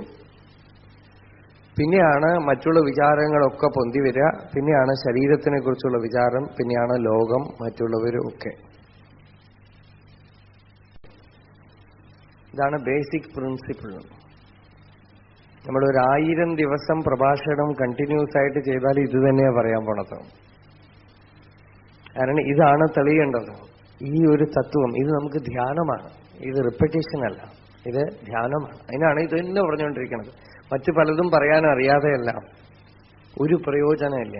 വെറുതെ നമ്മൾ കഥ കേട്ടിട്ട് പോവാന്നല്ലാതെ ഒരു പ്രയോജനമില്ല. ഇത് നമ്മുടെ കേന്ദ്രമാണ്, സെന്ററാണ്. എല്ലാ പ്രശ്നങ്ങളുടെയും മൂലകാരണം ഇതാണ്. പ്രഥമവികാരോ ഭവത്യഹങ്കാര, ശങ്കരാചാര്യസ്വാമികളുടെ വാക്ക്. പ്രഥമവികാരം ആണ് ഈ അഹങ്കാരം. അത് പൊന്തിയിട്ടാണ് ബാക്കിയൊക്കെ തന്നെ പൊന്തണത്. അതുണ്ടോ വിശ്വം മുഴുവനുണ്ട്. ഈ അഹങ്കാരത്തിന് സ്വീകരിച്ചാൽ, അതിനെ സ്വീകരിച്ചുകൊണ്ടാണ് നമ്മൾ സാധന ചെയ്യണതെങ്കിൽ, അതുണ്ട് എന്ന് അംഗീകരിച്ചിട്ടാണ് ചെയ്യുന്നതെങ്കിൽ, അത് വാസ്തവമല്ലാത്ത ഒരുപാട് റെസ്ട്രിക്ഷൻസും ബന്ധങ്ങളെയും നമുക്ക് കൽപ്പിച്ചുണ്ടാക്കും. നമുക്ക് ചുറ്റും നമുക്ക് തന്നെ കാണാം ഈ അഹങ്കാരം എത്ര പ്രശ്നങ്ങളെ സൃഷ്ടിക്കുന്നു എന്ന്. കാൽപ്പനികമായ പ്രശ്നങ്ങൾ, വാസ്തവമായിട്ടുള്ള പ്രശ്നമല്ല, വെറും കൽപ്പന. ഇതിനൊക്കെ കാരണം ഈ അഹങ്കാരം. ഞാൻ എന്നൊരാളുണ്ട് എന്ന് കരുതിയിട്ടാണ്. ഈ കരുതിയിട്ട് എത്രയോ പ്രശ്നങ്ങളെ സങ്കല്പം കൊണ്ട് ഉണ്ടാക്കണം, വിഷമങ്ങളെ ഉണ്ടാക്കണം. ഈ അഹങ്കാരം മൂലത്തിൽ അടങ്ങിയാൽ ഒരേ ആത്മവസ്തു, ശാശ്വതമായ അജോ നിത്യശാശ്വതോയം പുരാണ, ഒരിക്കലും ജനിക്കാത്തതായ ശാശ്വതമായ പുരാണമായ നിർവികൽപ്പമായ ഒരേ ആത്മാവാണ് എല്ലാ ശരീരത്തിലും പ്രകാശിക്കുന്നതെന്ന്. അപ്പൊ സ്ത്രീ ആവട്ടെ, പുരുഷനാവട്ടെ, മനുഷ്യനാവട്ടെ, മൃഗമാവട്ടെ, ചെടികളാവട്ടെ, മരങ്ങളാവട്ടെ, സർവത്ര ഈ ആത്മദർശനം. യസ്മിൻ സർവാണി ഭൂതാനി ആത്മൈവാഭൂത് വിജാനതഃ. അങ്ങനെ ഒരു ദർശനം ഉണ്ടാവുമ്പോ, ഉപനിഷത്ത് പറയണത് അങ്ങനെ ആവുമ്പോ എങ്ങനെ ഉണ്ടാവും? യസ്മിൻ സർവാണി ഭൂതാനി, ഏതൊരുത്തനിൽ സർവഭൂതങ്ങളും ആത്മാവായി പ്രകാശിക്കുന്നുവോ, തത്ര കോ മോഹ, അവിടെ പിന്നെ എന്തു മോഹം? കശോക, എവിടെ ശോകം? ഏകത്വം അനുപശ്യത, ഒരേ ഏകതത്വത്തിനെ നിരന്തരം അനുഭവിച്ച് ആനന്ദിച്ചുകൊണ്ടിരിക്കുന്ന ആ മുക്തന്, ആ യോഗിക്ക് എവിടെ ശോകം, എവിടെ മോഹം? രസാനുഭവ വിപ്ലവ എന്നാണ്. രസാനുഭവ വിപ്ലവം, സർവത്ര ആ ഏകരസം. ഈ അവസ്ഥയിലിരുന്നു കൊണ്ടാണ് ഹസ്താമലകൻ പറഞ്ഞത്, നിത്യോപലബ്ധി സ്വരൂപോഹമാത്മാ. ഞാൻ നിത്യവും ഉപലബ്ധമായിട്ടുള്ളത്, അതായത് എപ്പോഴെങ്കിലും ഒന്നും കിട്ടണതല്ല, കയ്യിൽ കിട്ടിയിട്ടുള്ളതായ ആത്മവസ്തു, പുതിയതായിട്ട് കിട്ടാനുള്ളതല്ല, ഇപ്പൊ തന്നെ കയ്യിലുണ്ട്. എവിടെയെങ്കിലും കിട്ടാനുള്ളതാണെങ്കിൽ വിഷമമുണ്ട്, സാധന ചെയ്യണം ഒക്കെ പറയാം. പക്ഷെയോ ഇതോ പ്രകാശിക്കുന്നതാണ് നിരന്തരം. അതുകൊണ്ടാണ് മഹർഷിയോട് ഒരിക്കലും ഒരാൾ ഒരു പാട്ട് പാടി ഈ ആത്മവിദ്യ ഉപദേശിച്ചപ്പോ മഹർഷി എല്ലാവർക്കും ഇതാണ് ഉപദേശിക്കുക. അപ്പൊ ഒരു കൂലി ജോലിക്കാരനോട് ആത്മവിചാരം ചെയ്യാനായിട്ട് പറഞ്ഞു അയാളോട്. അപ്പൊ അടുത്തിരിക്കുന്ന ഒരാള് പഴയ ഗോപാലകൃഷ്ണ ഭാരതിയാർ പാട്ട് ഇറക്കി, നന്ദനാർ ചരിത്രത്തിലെല്ലാം ഓരോ പാട്ട്. അയ്യേ മെത്ത കഠിനം, அப்படி ஒரு பாட்டு இருக்கு, ரொம்ப கடினம் பகவான் அடையிறது, பக்தி பண்றது ரொம்ப கடினம் அப்படின்னு பாடுறார் அவர். അത് പാടിനാണ് യാരോ, വളരെ കഷ്ടമാണ് ഇത് പ്രാപിക്കുക എന്നുള്ളത്. അത് പാടിയപ്പോ മഹർഷി ഉടനെ അതിനൊരു പാരഡി എഴുതി, അയ്യേ അതിസുലഭം ആത്മവിദ്യൈ, അയ്യേ അതിസുലഭം. ഈ ആത്മവിദ്യ വളരെ സുലഭമാണ്. എന്ത് വിഷമമാ അതിലുള്ളതെന്നാണ് അവര് ചോദിക്കണത്. നമുക്ക് മാനസികമായിട്ട് ചിന്തിക്കുമ്പോഴാണ് വിഷമം തോന്നുന്നത്. മനസ്സാണ് ഇല്ലാത്ത വിഷമങ്ങളെയൊക്കെ കൽപ്പിച്ചുണ്ടാക്കുന്നത്. ഊനാറുടൽ ഇതുവേ നാനാമിനും നിனைவே நானா நினைவுகள் சேரோர் நாரெனுமதனால் நான் யார் இடம் ஏதென்று ഉൾപോനാൽ നിனைവുകൾ പോയി താൻ താനായി തികഴും ആത്മജ്ഞാനമേ ഇതുവേ മൗനമേ ഏകവാനമേ ഇൻപസ്ഥാനമേ അയ്യേ അതിസുലഭം ആത്മവിദ്യയ്യേ അതിസുലഭം. ഈ പാട്ടില് ആത്മവിചാര മാർഗത്തിനെ തന്നെയാണ് പറയണത്. ഇത് വളരെ സുലഭമാണെന്ന് പറഞ്ഞിട്ട് അതെങ്ങനെ സുലഭം എന്ന് കാണിക്കുകയാണ്. ഊരാറുടൽ, ഈ ശരീരം ജഡം, മലമയമായ ശരീരം, അന്നമയമായ ശരീരം, ഇതാണ് ഞാൻ എന്ന് ധരിച്ചതാണ് എല്ലാ കുഴപ്പത്തിനും കാരണം. ഈ ദേഹമാണ് ഞാൻ എന്ന് ധരിച്ചതാ എല്ലാ കുഴപ്പവും വിഷമങ്ങളും ഇതാണ് ഉണ്ടാക്കുന്നത്. ശരീരമാണ് ഞാനെങ്കിൽ ആത്മവിദ്യ എന്ന് പറയുന്നത് ഏതോ മലയുടെ മുകളിലാണെങ്കിൽ കയറി പോകേണ്ട ബുദ്ധിമുട്ടുണ്ട്. ഇതൊന്നുമില്ല, വെറും കൽപ്പന. ഇവിടെ യാതൊരു വിഷമമില്ല. ഊനാറുടൽ ഇതുവേ നാനാം എന്നും നിனைവേ. ആ ചിത്തത്തിനെ, ആ വിചാരത്തിനെ ആദ്യം നീക്കിയാൽ നാൻ യാർ ഇടം ഏതെன்று ഉൾപോനാൽ, ഞാൻ ആരാണ്, ഈ ഞാൻ എന്നുള്ള വിചാരം എവിടുന്ന് പൊന്തുണൂന്ന് ആരാഞ്ഞുകൊണ്ട് അന്തർമുഖമായാൽ നിனைവുകൾ പോയി, ഈ ചിത്തവൃത്തികളൊക്കെ അവിടുന്ന് അസ്തമിച്ചു, നിശ്ചലമായി. താൻ താനായി തികഴും ആത്മജ്ഞാനമേ, ഞാൻ എന്നുള്ള അഹങ്കാരം പോയി താൻ താനായി, താൻ ആയിട്ട്. മലയാളത്തിലും തമിഴിലും അതൊരു ഗുണമുണ്ട്. ഞാൻ വേറെ, താൻ വേറെയുണ്ട്. ഞാൻ എന്നുള്ളത് അഹങ്കാരം, താൻ എന്നുള്ളത് ആത്മാ. താൻ താനായി തികഴും ആത്മജ്ഞാനമേ, താൻ താനായി ആത്മാ പ്രകാശിക്കുന്നു, ജ്ഞാനസ്വരൂപമായി പ്രകാശിക്കുന്നു. ഇതുവേ മൗനമേ, ഇത് തന്നെയാണ് മൗനം. ഏകവാനമേ, ചിദാകാശം. ഇൻപസ്ഥാനമേ, ആനന്ദസ്ഥാനം. അയ്യേ അതിസുലഭം ആത്മവിദ്യ. അപ്പൊ കർമ്മബന്ധങ്ങളൊക്കെ ഇല്ലേ, നമ്മളെ കർമ്മങ്ങളൊക്കെ കെട്ടിയിടണില്ലേ എന്ന് ചോദിച്ചാൽ അതിനുള്ള ഉത്തരമാണ് പറയണത്. കർമ്മമൊക്കെ കെട്ടിയിടുന്ന കുറ്റി ഈ അഹങ്കാരമാണ്. സാധാരണ ഒരു ചൊല്ലുണ്ട്, ബാക്കി കർമ്മങ്ങളൊക്കെ പോയാലും പ്രാരബ്ധം ഉണ്ടാവും എന്നാണ്. പ്രാരബ്ധം ഉണ്ടെങ്കിലും അനുഭവിക്കാൻ ഒരാളുണ്ടെങ്കിലല്ലേ പ്രാരബ്ധം. ആഗാമി, സഞ്ചിതം, പ്രാരബ്ധം എന്നുള്ള 3 കർമ്മങ്ങൾ ഒരു മനുഷ്യനുണ്ടെന്നാണ് പറയണത്. പക്ഷേ ജ്ഞാനികൾ ചോദിക്കണത്, പ്രാരബ്ധം ആരെ ബാധിക്കും? 3 ഭാര്യമാരുള്ള ഒരാള്, അയാൾ മരിച്ചാൽ 2 ഭാര്യമാരെ വിധവകളാവുള്ളൂ എന്ന് പറഞ്ഞാൽ എങ്ങനെയാ? 3 പേരും വിധവയായി എന്നാണ്. കാരണം 3 കർമ്മത്തിനും ആരെ ബാധിക്കണമോ ആ ബാധിക്കണ ആള് പോയി. അവിടെ ഞാൻ ഇല്ലെങ്കിൽ പിന്നെ ആരെ ബാധിക്കും? അതിലാണ് ഇവിടെ പറഞ്ഞത്, അഹങ്കാരം പോയാൽ കർമാതി കട്ടവിഴ ജന്മാതി നഷ്ടമിഴ എന്മാർഗമത്തനിലും ഇന്മാർഗം മിക്കെളിച്ച് ചൊൽമാനസത്തനുവിൽ கர்மாதி சிறிதின்றி சும்மா அமர்ந்திருக்க அம்மா அகத்தில் ஆத்ம ஜோதியே இராது பீதியே இன்ப அம்போதியே ஐயே அதிசுலபம் ആത്മവിദ്യയേ അതിസുലഭം. കർമാതി കട്ട് അവിഴ, കർമ്മത്തിന്റെ ബന്ധങ്ങളൊക്കെ അഴിഞ്ഞു പോണു. ജന്മാതി നഷ്ടമഴ, ഇനി ജനനം മരണം എന്നുള്ള ചക്രമൊന്നുമില്ല, അതും അവസാനിച്ചു.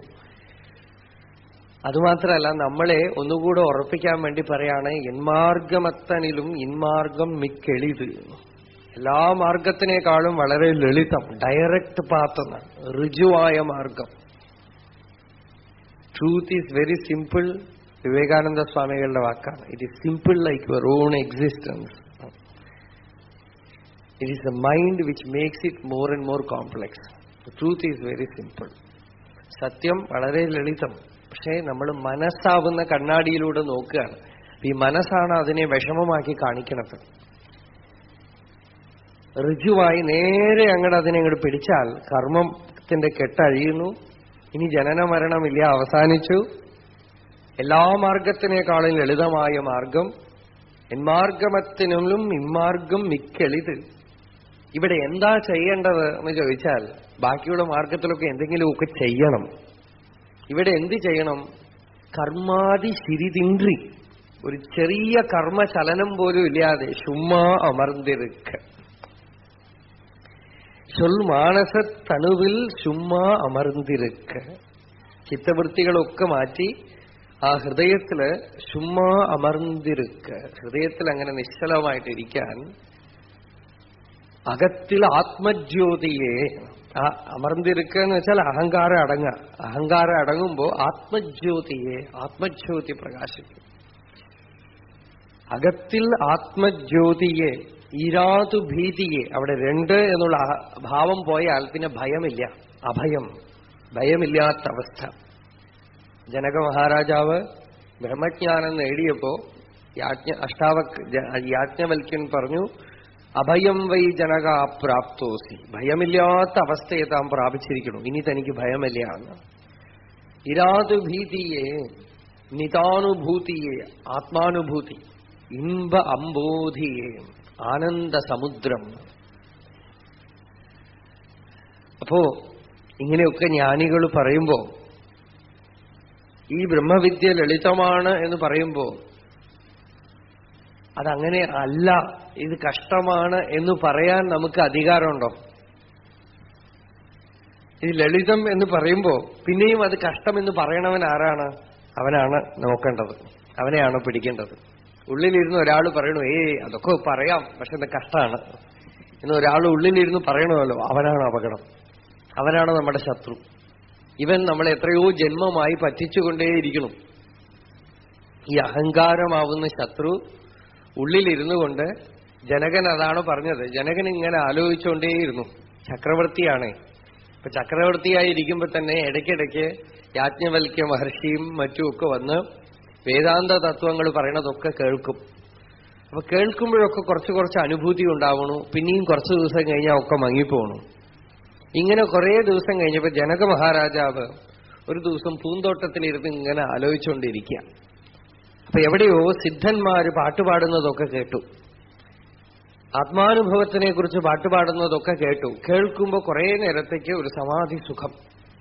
പിന്നെയും വ്യവഹാരത്തിലേക്ക് അങ്ങനെ പോയാൽ ഇത് ചലിക്കണം. കുറച്ച് കഴിയുമ്പോ ചലിക്കണം. ആരാ തന്നെ ഇങ്ങനെ പറ്റിച്ചുകൊണ്ടേയിരിക്കണത്? ജനകൻ ഇങ്ങനെ ചിന്തിച്ചു, എന്തുകൊണ്ടാ ഈ ഉണ്ടാവണ ശാന്തി പിന്നെയും നഷ്ടപ്പെടണത്? ഇങ്ങനെ ചിന്തിച്ചുകൊണ്ടേയിരുന്ന ജനകന് എന്താണ്, ഒരു ആർക്കമിഡീസ് എന്തോ കണ്ടുപിടിച്ചു എന്ന് പറഞ്ഞ് ചാടിയ പോലെ, സന്തോഷത്തിൽ ചാടിയ പോലെ, ജനകൻ ഇങ്ങനെ ഇരിക്കണ ജനകൻ പെട്ടെന്ന് എഴുന്നേറ്റ് ഡാൻസ് ചെയ്തു എന്നാണ്, നർത്തനം ചെയ്തു അത്ര. പ്രബുദ്ധോസ്മി പ്രബുദ്ധോസ്മി ദൃഷ്ടശ്ചോരോയമാത്മനഃ. ഞാൻ കള്ളനെ കണ്ടുപിടിച്ചു എന്നാണ്. ഞാൻ പ്രബുദ്ധനായി, ഞാൻ രക്ഷപ്പെട്ടു, ഞാൻ ഉണർന്നിരിക്കുന്നു, ഞാൻ കള്ളനെ കണ്ടുപിടിച്ചു. രാജാവ് കള്ളനെ കണ്ടുപിടിച്ചു എന്ന് പറഞ്ഞാൽ അടുത്ത് നിൽക്കണവരൊക്കെ ഒന്ന് വിറക്കും. എല്ലാവരും അരമനയിലുള്ളവരാണ്, എവിടെയെങ്കിലുമൊക്കെ കൈവച്ചിട്ടുണ്ടാവും. ദുഷ്ടശ്ചോര, ഞാൻ കള്ളനെ കണ്ടുപിടിച്ചു. ആരാ കള്ളൻ ചോദിച്ചാൽ, ആത്മനഃ ചോര, ആത്മാവിനെ കക്കണ കള്ളനെ ഞാൻ കണ്ടുപിടിച്ചു. എത്രയോ ജന്മമായി എന്റെ ശാന്തിയെ കട്ട് എന്നെ ദ്രോഹിക്കുന്ന കള്ളനെ ഞാനിന്ന് കണ്ടുപിടിച്ചു. എന്താ അവന്റെ പേര് എന്ന് ചോദിച്ചാൽ മനോനാമേഹ, അവനാണോ മനസ്സ്. അവന്റെ പേര് മനസ്സ് എന്നാണ്. ഹന്യേനം, അവനെ ഞാൻ ഇപ്പൊ കൊല്ലണുണ്ട്. മനസാസ്മി ചിരം ഹതഃ, ഈ മനസ്സ് എത്രയോ കാലങ്ങളായി എന്നെ കൊന്നുകൊണ്ടേയിരിക്കുകയാണ്, എന്നെ ദ്രോഹിച്ചുകൊണ്ടേയിരിക്കുക ഉള്ളില്. ഇപ്പോ എനിക്ക് അവനെ, I have to deal with him, അവനെ ഇപ്പൊ തന്നെ എനിക്ക് ഇവിടുന്ന് എടുത്തു കളയണം. ഇതുപോലെ എന്നെങ്കിലും ഒരു ദിവസം നമ്മളൊക്കെ കണ്ടുപിടിക്കേണ്ടി വരും നമ്മളുടെ ഉള്ളിലുള്ള ആ കള്ളനെ, നമ്മളെ നിരന്തരം ദ്രോഹിച്ചുകൊണ്ടിരിക്കുന്ന ആ കള്ളനെ, ഈ അഹങ്കാരമാവുന്ന കള്ളനെ. അഹങ്കാരവശാദാപത് അഹങ്കാരവശാത് ഈഹ നാഹങ്കാരാത് പരോരിപുഹു. അഹങ്കാരത്തിനേക്കാളും വലിയൊരു ശത്രുവില്ല. ഇതിങ്ങനെ ഉള്ളിലിരുന്ന് മനസ്സിനെ ഉണ്ടാക്കിക്കൊണ്ടേയിരിക്കും. മനസ്സിന്റെ വേരാണ് അഹങ്കാരം.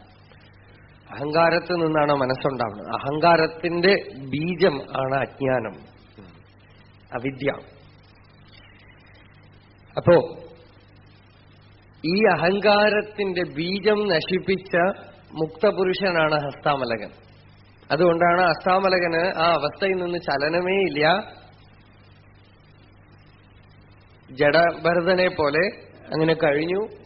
നീ ആരാണ് എന്ന് ചോദിച്ചതും തന്റെ അഡ്രസ്സൊന്നും കൊടുത്തില്ല, തന്റെ പേരൊന്നും പറഞ്ഞില്ല. നിജബോധരൂപ, ഞാൻ ഇന്ന പേരുള്ളവനാണ്, ബ്രാഹ്മണനാണ്, ഇന്ന വംശത്തിൽ ജനിച്ചവനാണ്, യാതൊന്നുമില്ല. ഞാൻ നിജബോധസ്വരൂപം, ആത്മവസ്തുവാണ്. നാരായണ ഗുരുവിന്റെ ശിഷ്യനായ അമൃതനാഥ യതീന്ദ്രൻ എന്ന് പറയുന്ന ഒരു സന്യാസി, അദ്ദേഹം അടിക്കടി രമണ മഹർഷിയെ കാണാനായിട്ട് ചെല്ലും. അപ്പോ മഹർഷിയുടെ മുമ്പിൽ ഒരു ദിവസം ഇരിക്കുമ്പോൾ അദ്ദേഹത്തിന് ഒരു ഔത്സുക്യം. മഹർഷിയെക്കുറിച്ച് പലരും പലതും പറയണം. കാവ്യകണ്ഠ ഗണപതി മുനി പറയും ഇദ്ദേഹം സുബ്രഹ്മണ്യന്റെ സനത്കുമാരന്റെ അവതാരമാണ്. മുരുകനാർ സ്വാമികൾ പറയും സാക്ഷാത് ശിവനാണ്. ഇങ്ങനെ പലരും പലതും പറയുമ്പോ ഈ അമൃതനാഥ യതീന്ദ്രൻ മലയാളത്തിലൊരു പദ്യം എഴുതി. എന്നിട്ട് ആ പദ്യത്തിന്റെ ചുരുക്കം ഇതാണ്: അങ്ങ് ഹരിയോ ശിവഗുരുവോ യതിവരനോ, അങ്ങ് ഹരിയാണോ ശിവനാണോ അഥവാ ശിവഗുരുവായ സുബ്രഹ്മണ്യനാണോ, അങ്ങ് ആരാണ്? അറിവാനൊരു കുതുകം മമ ഹൃദയേ ഗുരുമഹിമ. അങ്ങ് ആരാണെന്ന് അറിയാൻ എനിക്കൊരു കുതുകം, അങ്ങയുടെ സ്വരൂപം അറിയാനായിട്ട് എന്ന് പറഞ്ഞ് അവിടെ എഴുതി വെച്ചു. ചോദിക്കാൻ പേടിച്ചിട്ട് എഴുതി വെച്ചു. അതെടുത്ത് വായിച്ച മഹർഷി ചിരിച്ചുകൊണ്ട് അതിനൊരു മറുപടി എഴുതി. മലയാളം പദ്യം എനിക്കിപ്പോ ഓർമ്മയില്ല, എന്നാലും അത് തമിഴില് തന്നെ പിന്നീട് ട്രാൻസ്ലേറ്റ് ചെയ്തു. ഹരിയാദി ഇതരജീവര ദഹവാരിജ ഗുഹയിൽ അറിവായിരമി പരമാത്മൻ അരുണാചല രമണൻ. ഈ രമണൻ എന്ന് നിങ്ങൾ വിചാരിക്കുന്ന ഈ ശരീരം ഉണ്ടല്ലോ, ഈ ശരീരം ഞാനല്ല. പിന്നെ എന്താണ്? ഹരി, ശിവൻ എന്നൊക്കെ എന്തൊക്കെയോ പേര് പറഞ്ഞുവല്ലോ. ഇവരുടെയൊക്കെ ഹൃദയത്തിൽ ഏതൊരു ബോധം പ്രകാശിക്കുന്നുവോ ആ ബോധമാണ് ഞാൻ. ആ ബോധമാണ് എന്റെ യഥാർത്ഥ സ്വരൂപം. ആ ഉണർവ്, ആ നിജബോധ രൂപം, അതാണ് ഞാൻ. അത് എല്ലാവരുടെ ശരീരത്തിലും, എല്ലാ മനുഷ്യരുടെയും, എല്ലാ ജീവന്റെയും, ജീവരാശിയുടെയും ഹൃദയത്തില് സ്ഫുരിച്ചു നിൽക്കുന്ന ആ ഉണർവ്, ആ ജ്യോതിസ്, ആത്മജ്യോതിസാണ് ഞാൻ. അപ്പോ ഈ അവസ്ഥയിൽ നിന്നുകൊണ്ടാണ് അഷ്ടാമലകൻ ഇവിടെ പറയുന്നത് നിജബോധരൂപ, ഞാൻ നിജബോധരൂപമാണ്. ആ നിജബോധരൂപത്തിന്റെ വെറും പ്രതിബിംബമാണ് ഈ അഹങ്കാരം എന്ന് പറയുന്നത്. അതാണ് അടുത്ത ശ്ലോകം, 5-ാമത്തെ ശ്ലോകം. മുഖാഭാസകോ ദർപ്പണേ ദൃശ്യമാനഃ മുഖത്വാത് പൃഥക്ത്വേന നൈവാസ്തി വസ്തു ചിദാഭാസകോ ധീഷു ജീവോപി തദ്വത് സനിത്യോപലബ്ധി സ്വരൂപോഹമാത്മാ. മുഖാഭാസകോ ദർപ്പണേ ദൃശ്യമാനഃ മുഖത്വാത് പൃഥക്ത്വേന നൈവാസ്തി വസ്തു ചിദാഭാസകോ ധീഷു ജീവോപി തദ്വത് സനിത്യോപലബ്ധി സ്വരൂപോഹമാത്മാ. ദർപ്പണേ ദൃശ്യമാനഃ. ദർപ്പണം എന്ന് വെച്ചാൽ കണ്ണാടി. കണ്ണാടിയില് മുഖം കാണുന്നു, മുഖത്തിന്റെ പ്രതിബിംബം കാണുന്നു. മുഖം എവിടെ ഉണ്ട്? കണ്ണാടി എവിടെ ഉണ്ട്? ഈ മുഖം കണ്ണാടിയിൽ പ്രതിബിംബിച്ച് കാണുന്നു. അതേപോലെ നിശ്ചലമായ ആത്മാ ചഞ്ചലമായ ചിത്തത്തില് പ്രതിബിംബിക്കുന്നു.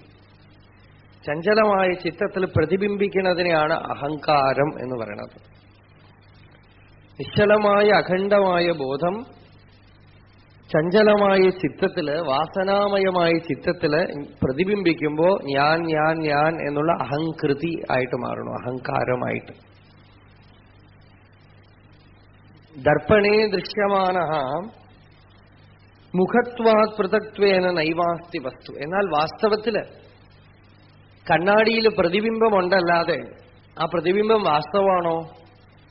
പ്രതിബിംബം വാസ്തവമല്ല, ആ ബിംബം മാത്രമേ ഉള്ളൂ. പ്രതിബിംബം എന്ന് പറയുന്നത് വാസ്തവമല്ല. അതേപോലെ തന്നെ ഈ അഹങ്കാരവും വാസ്തവമല്ല. അഹങ്കാരം എന്നൊന്നും ജനിച്ചിട്ടേ ഇല്ല, വെറുതെ പ്രതിബിംബമാണത്. ഇപ്പൊ വെള്ളത്തിൽ സൂര്യൻ പ്രതിബിംബിച്ച് കാണും.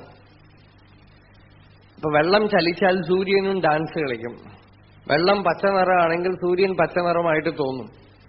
ഇതുപോലെ ഈ അഹങ്കൃതിയും വെറും പ്രതിബിംബമായ ഈ അഹങ്കാരം, മനസ്സിലുണ്ടാവുന്ന കാമം, ക്രോധം, രാഗം, ദ്വേഷം, ഇതിന്റെയൊക്കെ ചലനം അതിലുള്ള പോലെ തോന്നിയിട്ടാണ് വിഷമിക്കുന്നത്. എനിക്ക് കാമം, എനിക്ക് ക്രോധം.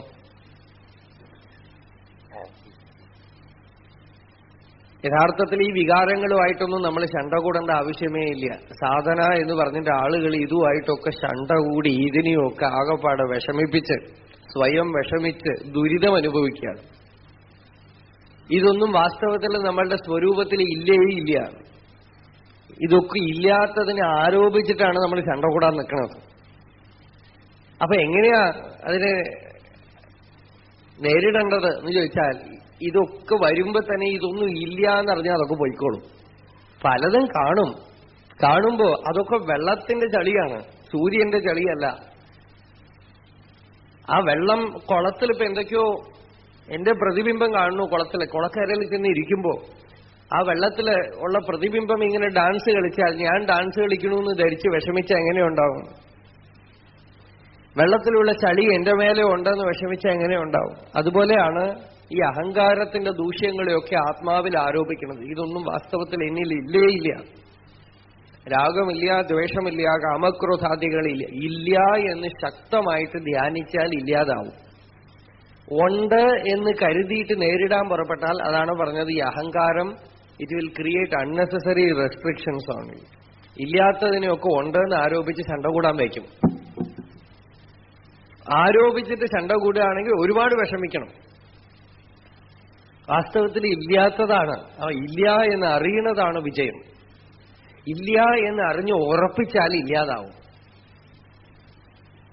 അതാണ് മുഖാഭാസകോ ദർപ്പണേ ദൃശ്യമാനഃ മുഖത്വാത് പൃഥക്ത്വേന നൈവാസ്തി വസ്തു ചിദാഭാസകോ ധീഷു ജീവോപി തദ്വത്. ഈ ജീവൻ എന്ന് നമ്മൾ പറയണതുണ്ടല്ലോ, അതും വാസ്തവത്തിൽ ഇല്ലാത്തതാണ്. ഇവിടെ ബ്രഹ്മം മാത്രമേ ഉള്ളൂ. ജീവൻ എന്ന് പറയുന്നത് വെറും ചിദാഭാസൻ എന്നാണ് പറയുന്നത്. ചിദാഭാസൻ എന്ന് വെച്ചാൽ ചിത് എന്ന് വെച്ചാൽ ബോധം, കോൺഷ്യസ്നെസ്. ആ ബോധത്തിൽ ആഭാസം, ആഭാസം എന്ന് വെച്ചാൽ വെറും ഒരു പ്രതിബിംബം, ഒരു റിഫ്ലക്ഷൻ, വാസ്തവമല്ലാത്തത്, ചിദാഭാസമാണത്. അത് കുറച്ചുനേരം നിൽക്കും, ഓരോ ക്ഷണവും അഹങ്കാരം മാറിക്കൊണ്ടേയിരിക്കണം. നോക്ക്, ഇപ്പോൾ ഉള്ള അഹങ്കാരമല്ല സ്വപ്നത്തില്. ഇപ്പൊ പ്രഭാഷണം ചെയ്തുകൊണ്ടേയിരിക്കുമ്പോൾ ഞാൻ ഇവിടെ കിടന്ന് ഉറങ്ങിയാൽ സ്വപ്നം കാണുകയാണെങ്കിൽ, സ്വപ്നത്തിൽ ഞാൻ വല്ല പാലക്കാട്ടിൽ ഇരിക്കണ പോലെയോ ബോംബെയിൽ ഇരിക്കണ പോലെയോ ഞാൻ ഏതെങ്കിലും ഓഫീസിൽ ജോലി ചെയ്യണ പോലെയോ ഒക്കെ സ്വപ്നം കാണും. അപ്പൊ ഈ പ്രഭാഷണം ചെയ്യണ അഹങ്കാരമല്ല സ്വപ്നത്തിലുള്ള അഹങ്കാരം. ഈ അഹങ്കാരം വെറും ചിദാഭാസൻ, വാസ്തവമേ അല്ല. അതിങ്ങനെ കാൽപ്പനികമായി പല പേഴ്സണാലിറ്റീസിനെ ഉണ്ടാക്കിക്കൊണ്ടേയിരിക്കും. ഈ പേഴ്സണാലിറ്റി എന്നുള്ള വാക്ക് തന്നെ പെർസോണ എന്ന് വെച്ചാൽ മാസ്ക് എന്നാണ് അത്ര അർത്ഥം. ഇപ്പൊ പേഴ്സണാലിറ്റി എന്ന് വെച്ചാൽ മാസ്ക് ഉണ്ടാക്കുക, ഒരു മുഖംമൂടി. മുഖംമൂടിയാണത്, അത് ഇല്ലാത്തതാണ്. അതാണ് ഇപ്പൊ ഇന്ന് നമുക്ക് സമൂഹത്തിൽ അത് വേണം. അതാണ് സമൂഹത്തിലൊക്കെ പേഴ്സണാലിറ്റിയാണ് വേണ്ടത്, വാസ്തവമായിട്ടുള്ളതല്ല. എല്ലാവർക്കും ഉണ്ട് ഓരോ മുഖംമൂടി. എനിക്കൊരു മുഖംമൂടി, നിങ്ങൾക്കൊരു മുഖംമൂടി. അതും പോരാത്ത so called spiritual people, they also encourage it, personality development. ഇത് ഇല്ലാതാക്കേണ്ട സാധനത്തിന് നമ്മൾ ഡെവലപ്പ് ചെയ്തുകൊണ്ടിരിക്കുകയാണ്.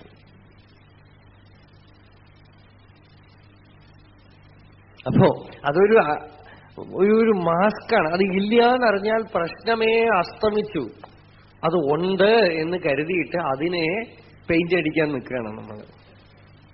കണ്ണാടിയിൽ പെയിന്റ് അടിക്കുകയാണ്. കണ്ണാടിയിലുള്ള പ്രതിബിംബത്തിന് പൊട്ടിട്ട് കൊടുക്കുക, ഭസ്മക്കുറി ഇട്ട് കൊടുക്കുക. എങ്ങനെയുണ്ടാവും?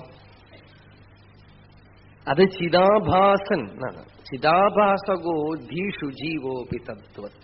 ഈ ജീവൻ വാസ്തവത്തിൽ ഇല്ല. കബീർദാസ് ഒരു ദോഹയിൽ പറയണു, ബ്രഹ്മം മാത്രമേ ഉള്ളൂ, ജീവനില്ല എന്ന് പറയണതിന് പകരം ഭക്തിയുടെ മാർഗത്തില് അദ്ദേഹത്തിന്റെ രീതി. ഇപ്പൊ നമ്മൾ പറഞ്ഞത് തന്നെയാണ് പറയണത്, പക്ഷേ ലാംഗ്വേജ് ഈസ് ലിറ്റിൽ ഡിഫറെന്റ്, അത്രേ ഉള്ളൂ. കബീർ പറയണത് തൂ തൂ കർത്ത തൂ ഭയ മുജ്മേ റഹീനഹൂ എന്നാണ്. എല്ലാം അങ്ങാണ് അങ്ങാണ്, എല്ലാം നീയാണ് നീയാണ് നീയാണെന്ന് ഭഗവാനെ പറഞ്ഞ് ജഗത്ത് മുഴുവൻ രാമമയം. ഇതിൽ മുജ്മേ റഹീനഹും, ഇപ്പൊ ഈ ശരീരത്തിന്റെ ഉള്ളിൽ ഒരു ഞാൻ ഇല്ലാതായി തീർന്നിരിക്കുന്നു. ഇതിനകത്തിപ്പോ ഒരു ഞാനില്ല, എല്ലാം അങ്ങാണ് അങ്ങാണ് അങ്ങാണ് അങ്ങാണെന്ന് പറഞ്ഞപ്പോ അങ്ങ് വന്നു നിറഞ്ഞു, ഭഗവാൻ വന്നു നിറഞ്ഞു, ഈശ്വരൻ വന്നു നിറഞ്ഞു. അതാണ് ഉപനിഷത്ത് ആരംഭിക്കുമ്പോഴേ ഈശാവാസ്യമിതം സർവം യത്കിഞ്ച ജഗത്യാം ജഗത്. എന്തൊക്കെ തന്നെ ചലനാത്മകമായി ജഗത്തിൽ തോന്നുന്നുണ്ടോ അതൊക്കെ തന്നെ ഈശ്വരനെ കൊണ്ട് നിറയ്ക്കാം. തേന ത്യക്തേന ഭുഞ്ചീതാഹ. എന്താ ഇവിടെ ത്യാഗം? അങ്ങനെ ഈശ്വരനെ കൊണ്ട് നിറയ്ക്കുമ്പോ ഈ ജീവൻ തന്നെ ഇഴക്കും, തന്നെ ഇല്ലാതാക്കും. അതാണ് ത്യാഗം. തന്നെ വിട്ടു, താനേ ഇല്ല, ഈശ്വരൻ നിറഞ്ഞു. അപ്പോ ഈശ്വരൻ നിറഞ്ഞു കഴിയുമ്പോ ഇനിയിപ്പോ ആരുടെ സ്വത്തിലും ഒന്നിലും കൈവയ്ക്കണം തോന്നില്ല. മാഗൃത കസ്യസ്വിത് ധനം. ഇവിടെ ആരുടെ ആ ധനം ഉള്ളത്? കസ്യസ്വിത് ധനം. ഇവിടെ ആർക്കാ ധനമുള്ളത്? ആരുടെ ആ സ്വന്തമായിട്ടുള്ളത്? ആരുടെയും ഒന്നും സ്വന്തമല്ല. ഇവിടെ അഹങ്കാരം അപ്പോ പരിപൂർണമായും പോയി കിട്ടും. നോക്കണം, ഉപനിഷത്ത് ആത്മാവിനെ കുറിച്ച് പറയണ ഉപനിഷത്ത് ഈശാവാസ്യമിതം എന്ന് പറഞ്ഞു. എന്നാൽ ഭഗവത് ഭക്തിയെക്കുറിച്ച് പറയണ ഭാഗവതം എന്താ പറയണത് അറിയോ? അഷ്ടമസ്കന്ധത്തില് ആത്മാവാസ്യമിതം വിശ്വം യത്കിഞ്ച ജഗത്യാം ജഗത് തേന തെക്തേന ഭുഞ്ചീതാമാഗൃത കസ്യസിദ്ധനം. ഭാഗവത ശ്ലോകാണ്. ആത്മാവാസ്യമിതം വിശ്വം, വിശ്വത്തിനെ മുഴുവൻ ആത്മാവിനെ കൊണ്ട് നിറയ്ക്കണം, ആത്മാവിനെ കൊണ്ട് വ്യാപിപ്പിക്കണം. അപ്പൊ ഇവിടെ അഹങ്കാരത്തിന് സ്ഥാനമേ ഇല്ല. ചിതാഭാസനായ അഹങ്കാരം വെറും ബുദ്ധിയില് ഒരു ചലനം മാത്രം, ഒരു പ്രതിബിംബം മാത്രമാണത്. ബുദ്ധിപ്രതിബിംബം മാത്രമാണ് ഈ അഹങ്കാരം. അത് ബുദ്ധി അല്പമൊന്ന് ചലിച്ചാൽ അഹങ്കാരം ഉണ്ടാവും. ഒരു ചലനം കൊണ്ട് അഹങ്കാരം ഉദ്ഭവിക്കും, ഉണ്ടായിക്കൊണ്ടേയിരിക്കും. നമ്മളുടെ ഉള്ളില് ശ്രദ്ധിച്ചാൽ കാണാം, മനസ്സിന്റെ ഓരോ ചലനത്തിലും ഈ പേഴ്സണാലിറ്റി എന്ന് പറയുന്നത് ഉണ്ടായിക്കൊണ്ടേയിരിക്കുന്നു. മനസ്സിന്റെ ഓരോ ചലനത്തിലും ഞാൻ അതാണ്, ഞാൻ ഇതാണ്, ഞാൻ അങ്ങനെ ആവണം, ഞാൻ ഇങ്ങനെ ആവണം, എനിക്ക് കിട്ടിയില്ല, എനിക്ക് നടന്നില്ല, എന്നെ മറ്റുള്ളവർ നോക്കുന്നു. എങ്ങനെയാണ് നമ്മൾ പറ്റിച്ചുകൊണ്ടിരിക്കുന്നത്? കണ്ടുകൊണ്ടേയിരിക്കാം ഈ അഹങ്കാരം. ഇത് എപ്പോഴും കോൺഷ്യസ് ആണ്. അതിങ്ങനെ ഓരോന്നായിക്കൊണ്ടേയിരിക്കും. അത് ഇത് എന്ന് പറഞ്ഞ് ആയിക്കൊണ്ടേയിരിക്കും. ഈ ബിക്കമിങ്, അതാണ് ഇത്. ഭവം എന്ന് പറയുന്നത് അതാണ്. ഭവം എന്ന് വെച്ചാൽ ഭവിക്കുക എന്നർത്ഥം. ബിക്കമിങ്. നമ്മളുടെ ഉള്ളിൽ നോക്കുക, എപ്പോഴും every moment this becoming is going on. അതാവണം, ഇതാവണം, അതാവണം, ഇതാവണം, അതാവണം, ഇതാവണം. അതുകൊണ്ടാണ് ജ്ഞാനികൾ പറയണത്, ഇവിടെ താൻ ഒന്നും ആവേണ്ടതാ, ഈ ആവണതൊക്കെ മാറ്റിവെച്ചാൽ എന്താണോ അതായിട്ടിരിക്കും. എപ്പോഴും ഉള്ളത്, ശാശ്വതമായിട്ടുള്ളത്, ഇനി ഒന്നും ആവാൻ പറ്റില്ല. ഈ ആവുക എന്നൊക്കെ പറയണത് മനസ്സ് ഒരു ഭ്രമം ഉണ്ടാക്കുകയാണ്. ഇപ്പൊ എന്തോ അല്ല, ഫ്യൂച്ചറിൽ ഞാൻ എന്തോ ആവാൻ പോണു. ഇത് വെറും ഒരു മൂവ്മെന്റാണ്. ആ മനസ്സിനെ അങ്ങോട്ട് നീക്കി വെക്കൂ, അവശേഷിക്കുന്നത് എന്തോ അതായിട്ടിരിക്കൂ. എന്തുണ്ടോ വാസ്തവത്തിൽ അതല്ലാതെ വേറെ ഒന്നും ആവാൻ പറ്റില്ല. അപ്പൊ ഈ മനസ്സിനെ അങ്ങോട്ട് നീക്കിയാൽ ശാശ്വതമായിട്ടുള്ള പരിപൂർണ സത്യം, ആ പരിപൂർണ സത്യം പ്രകാശിക്കും. ആ പരിപൂർണ സത്യത്തിന് ഇനി ഒന്നും ആവാൻ പറ്റില്ല. അപ്പൊ താൻ ഇപ്പൊ തന്നെ എന്താണോ അതിനെ കണ്ടുപിടിച്ചാൽ അതാണ് തന്റെ സ്വരൂപം എന്നറിഞ്ഞാൽ ഈ ആയിത്തീരലും നേടിയെടുക്കലും നഷ്ടമാവലും വരവും പോക്കും ഒക്കെ അവസാനിക്കും. അപ്പൊ എപ്പോഴും ചിദാനന്ദമയമായ ആ സത്സ്ഥിതി, അതിന് പിന്നെ ചലനമില്ല. ഇത് അറിവ് കൊണ്ട് മാത്രമേ സാധ്യമുള്ളൂ. അറിവ് എന്ന് വെച്ചാൽ അന്തർമുഖമായ ദൃഷ്ടി, ജ്ഞപ്തി. ജ്ഞപ്തി എന്നാണ് അതിന് വാക്ക്. അവെയർനെസ്. അതിന് കർമ്മം കൊണ്ടൊന്നും നേടിയെടുക്കാൻ പറ്റില്ല. ഓരോ ക്ഷണനേരത്തും ഈ അഹങ്കാരം പൊന്തുമ്പോഴൊക്കെ അടക്കിക്കളയാം. ആർക്കാണ് അത് ഉണ്ടാവുന്നത്? അല്ലെങ്കിൽ ഭക്തിയുടെ മാർഗമാണെങ്കിൽ പരിപൂർണമായി ശരണാഗതി ചെയ്യാം. ശരണാഗതി ചെയ്താൽ പിന്നെ ക്വസ്റ്റ്യൻ ഒന്നുമില്ല, കഴിഞ്ഞു. ശരണാഗതി ചെയ്താൽ പിന്നെ റിയലൈസേഷനെ കുറിച്ച് പോലും, ജ്ഞാനത്തിനെ കുറിച്ചോ സംസാരത്തിനെ കുറിച്ചോ ഒന്നിനെ കുറിച്ചും പറയരുത്. ശരണാഗതി, പരിപൂർണ ശരണാഗതി ചെയ്താൽ അഹങ്കാരം അസ്തമിച്ചു. അല്ലെങ്കിൽ ഓരോ ക്ഷണവും ഈ അഹങ്കാരം പൊന്തുമ്പോഴൊക്കെ ആർക്ക് എവിടുന്ന് പൊന്തുണു നോക്കിക്കൊണ്ടേയിരിക്കാം.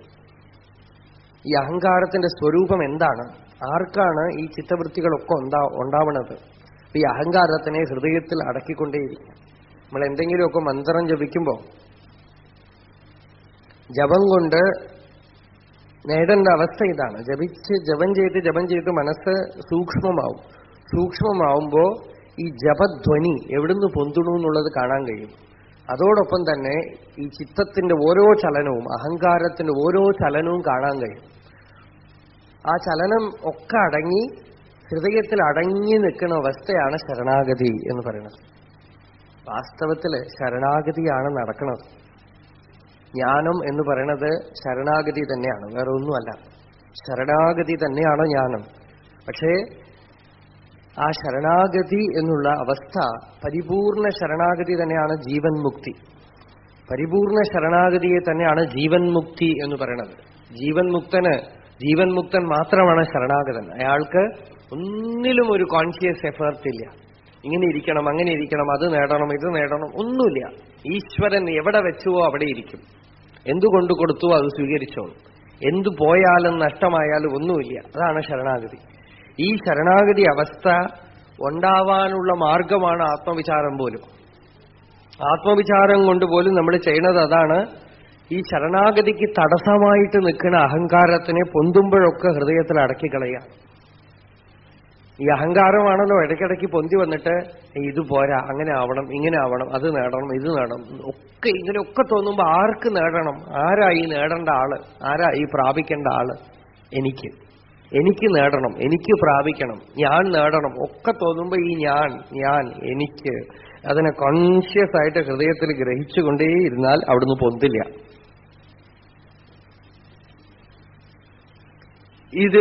ഇത് കോൺഷ്യസ് ആയിട്ട് ബോധപൂർവമുള്ള ശരണാഗതി അഭ്യാസമാണ്. ബോധപൂർവം നമ്മൾ ശരണാഗതിയെ അഭ്യസിക്കുകയാണ്. അല്ലെങ്കിൽ എന്താവും, ഇത് പറ്റിച്ചു കളയും. ഇപ്പോ ഒരമ്മ പറഞ്ഞു, എനിക്ക് വലിയ വിഷമം. ഒരിടത്ത് പ്രഭാഷണത്തിന് പോയിരുന്നപ്പോ ബോംബെയിലോ എവിടെയോ ഒരമ്മ പറഞ്ഞു, എനിക്ക് വലിയ വിഷമം, ദുഃഖമാണ്, എന്തോ കുടുംബ പ്രശ്നം എന്നൊക്കെ പറഞ്ഞു. അപ്പൊ അമ്മയോട് പറഞ്ഞു, ശരണാഗതി ചെയ്യൂ, ബാക്കിയൊക്കെ ഭഗവാൻ നോക്കിക്കോളും, അയ്യങ്കാരാക്കുമേ. அந்த அம்மா சொல்ற, அண்ணா சரணாகதி எல்லாம் சின்னமெல்லாம் போட்டுண்டாச்சு, இதுக்கு அதனால்தான் அவளுக்கு ஐயங்கால்னு பேரு எப்படி வருதுன்னா 5 அங்கங்கள் போட்டுக்கிறாளோ இல்லையோ. அப்போ அது போட்டுன்றதுனால அது ஒரு ஆரம்பம் தானே தவிர, அது போட்டுன்றதுனால சரணாகதி வந்து கொடுத்துனா எளிச்சாச்சே. ஈஸியா ஏதோ கர்மத்தினால சரணாகதி வந்து கொடுத்தனா எളുப்பமா நடந்துடுமே. ശരണാഗതിയെ ഇങ്ങനെ ഒരു തെറ്റിദ്ധാരണയുണ്ട്. ശരണാഗതി എന്ന് വെച്ചാൽ എന്തോ ഒരു കർമ്മമാണ്. നമസ്കാരം എന്ന് വെച്ചാൽ ഇങ്ങനെ വീണ് കഴിഞ്ഞാൽ നമസ്കാരമായി എന്ന് വിചാരിക്കാം. യഥാർത്ഥ നമസ്കാരം ഈ അഹങ്കാരം ഉണരാൻ അനുവദിക്കാതെ അടങ്ങി നിൽക്കുന്നതാണ് നമസ്കാരം. അതുകൊണ്ടാണ് ജ്ഞാനികൾ പ്രത്യേകിച്ച് ആരെയും ഇങ്ങനെ നമസ്കരിക്കില്ല, വീണ് നമസ്കരിക്കില്ല. അവർക്ക് നിസ്തുതിർ നമസ്കാര, അവരാരെയും നമസ്കരിക്കേണ്ട. കാരണം എപ്പോഴും നമസ്കാര സ്ഥിതിയിലാണ് അവരിയ്ക്കുന്നത്. അവർ നമസ്കാരത്തിലേയാണ് ഇരിക്കുന്നത്. അതുകൊണ്ട് ഇനി പ്രത്യേകിച്ച് ശരീരം കൊണ്ട് ഒരാളെ സ്പെഷ്യലായിട്ട് നമസ്കരിക്കൊന്നും വേണ്ട. നമസ്കാര അവസ്ഥയിലാണ് എപ്പോഴും ഇരിക്കുന്നത്. നമ്മളൊക്കെ ഒരു മഹാത്മാവിന്റെ മുമ്പിൽ പോകുമ്പോൾ നമ്മൾ അവരെ നമസ്കരിക്കുന്നത് മുമ്പ് അവർ നമ്മളെ നമസ്കരിച്ചു കഴിഞ്ഞു. അവർ നമസ്കാര സ്ഥിതിയിലേയാണ് ഇരിക്കുന്നത്. അവരൊരിക്കലും പ്രത്യേകിച്ച് നമസ്കരിക്കൊന്നും വേണ്ട. അപ്പോ നമസ്കാരം എന്ന് വെച്ചാൽ അഹങ്കാരത്തിന്റെ അടക്കം വേണം. അഹങ്കാരം അടങ്ങുമ്പോ അഹംബോധം, അഹം പൊരുൾ, ആത്മ നിരന്തരം പ്രകാശിച്ചുകൊണ്ടേയിരിക്കും. അപ്പൊ ചിദാഭാസൻ ആയ ഈ ജീവൻ ബുദ്ധിയിൽ ഉള്ള ഒരു ചലനം, ആ അഹങ്കൃതി അതങ്ങോട്ട് പോയാൽ നിത്യോപലബ്ധി സ്വരൂപോഹമാത്മ. അഹങ്കാരം അടങ്ങുമ്പോ നിത്യ ഉപലബ്ധി സ്വരൂപമായ ആത്മ പ്രകാശിക്കുന്നു. അടുത്ത ശ്ലോകവും ഇതേ ആശയമാണ്. വായിച്ചു നിർത്താം. യഥാ ദർപ്പണാഭാവ ആഭാസഹാനൗ മുഖം വിദ്യത്തെ കൽപ്പനാഹീനമേകം തഥാ ധീവിയോഗേ നിരാഭാസകോ യഃ സ നിത്യോപലബ്ധി സ്വരൂപോഹമാത്മാ. ഇതിന്റെ ഒരു കണ്ടിന്യൂവേഷൻ ആണത്. യഥാ എപ്പോൾ ദർപ്പണാഭാവേ കണ്ണാടിയുടെ അഭാവത്തിൽ, കണ്ണാടി ഇല്ലാതാവുമ്പോ ആഭാസഹാനവും കണ്ണാടി പ്രതിബിംബം ബിംബം മൂന്നെണ്ണം ഉണ്ട്. സാധാരണ മൂന്നിൽ നിന്നും ഒന്ന് എടുത്താൽ രണ്ട് ബാക്കി ഉണ്ടാവും. പക്ഷെ വേദാന്തത്തിന്റെ കണക്ക് 3 - 1 1 ആണ്. അപ്പോ മൂന്നിൽ നിന്ന് ഈ കണ്ണാടി എടുത്തു മാറ്റിയാൽ ബിംബ ചൈതന്യം മാത്രമേ ഉള്ളൂ, മുഖം മാത്രമേ ഉള്ളൂ. അതേപോലെ ഇവിടെ ആഭാസഹാനവും ആഭാസഭ്രമം മാറുമ്പോൾ കൽപ്പനാഹീനം ഭ്രമം കൂടാതെ ഏകം ഒന്നു മാത്രമായി മുഖം വിദ്യതേ, മുഖം മാത്രമേ ഉള്ളൂ. അവിടെ കണ്ണാടിയില്ല, പ്രതിബിംബമില്ല. തഥാ ധീവിയോഗേ അതേപോലെ തന്നെ വാസനാമയമായ ബുദ്ധിയുടെ അഭാവത്തിൽ ഈ ബുദ്ധി, ഈ ചലനം, മനസ്സ്, ചിത്തവൃത്തികൾ അടങ്ങുമ്പോ നിരാഭാസകോയ അഹങ്കാരമില്ലാത്ത ആത്മാ പ്രകാശിക്കും. ഈ ചഞ്ചലമായി ഇങ്ങനെ ആടിക്കുഴഞ്ഞുകൊണ്ട് നിൽക്കണ മനസ്സ് കുറച്ചായിട്ട് വഴിമാറി തരുമ്പോ, അല്പമായിട്ട് ഈ ചാഞ്ചല്യം കുറയുമ്പോ, ഇപ്പോ ഇതൊക്കെ നമുക്ക് പറ്റുമെന്നൊന്നും ഉടനെ ചോദിക്കണ്ട. ഇങ്ങനെ ഇരിക്കുമ്പോ ഒന്ന് ആലോചിച്ച് നോക്കാം. നമുക്ക് തന്നെ അനുഭവമുള്ള അവസ്ഥ പറയാം. എപ്പോഴും ഒന്നും നമ്മളുടെ മനസ്സ് ചഞ്ചലമല്ല. എല്ലാവർക്കും ജീവിതത്തിൽ ഒരു പ്രത്യേക സമയത്ത് കുറച്ചു നേരത്തേക്ക് ഒരു ശാന്തി ഉണ്ടാവുന്നുണ്ട്.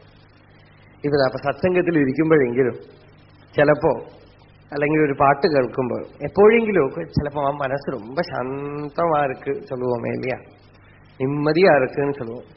அந்த நிம்மதி எங்கேருந்து வருது? ആ ശാന്തി എവിടുന്ന് വരണു?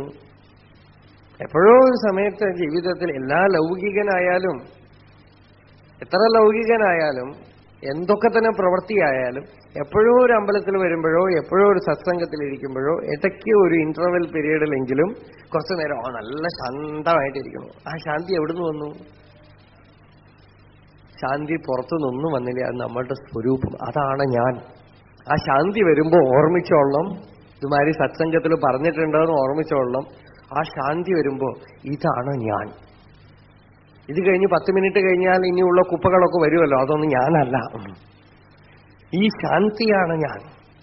ആ ശാന്തി വരുമ്പോ കഴിയുന്നതും ചലിപ്പിക്കാതെ വെച്ചുകൊണ്ടിരിക്കുക. അതിനെ എത്ര കണ്ട് എക്സ്റ്റെൻഡ് ചെയ്യാൻ കഴിയുമോ അത്ര കണ്ട് നമുക്ക് ജ്ഞാനം പ്രകാശിക്കും. വലിയ ചിന്താമണി രത്നം പോലെയാണ് ആ ശാന്തി. നമ്മൾ എളുപ്പത്തിൽ നഷ്ടപ്പെടുത്തി കളയും. ഇങ്ങനെ ശാന്തി വരുമ്പോ ഉടനെ പിന്നെ TV ഇട്ടിട്ടോ പേപ്പർ വായിച്ചിട്ടോ വർത്തമാനം പറഞ്ഞിട്ടോ കേടുവരുത്തി കളയും. അതൊന്നും അരുത്. ആ ശാന്തി വരുമ്പോ അതിനെ വെച്ചുകൊണ്ടിരിക്കും. അത് നിധിയാണെന്ന് അറിയൂ.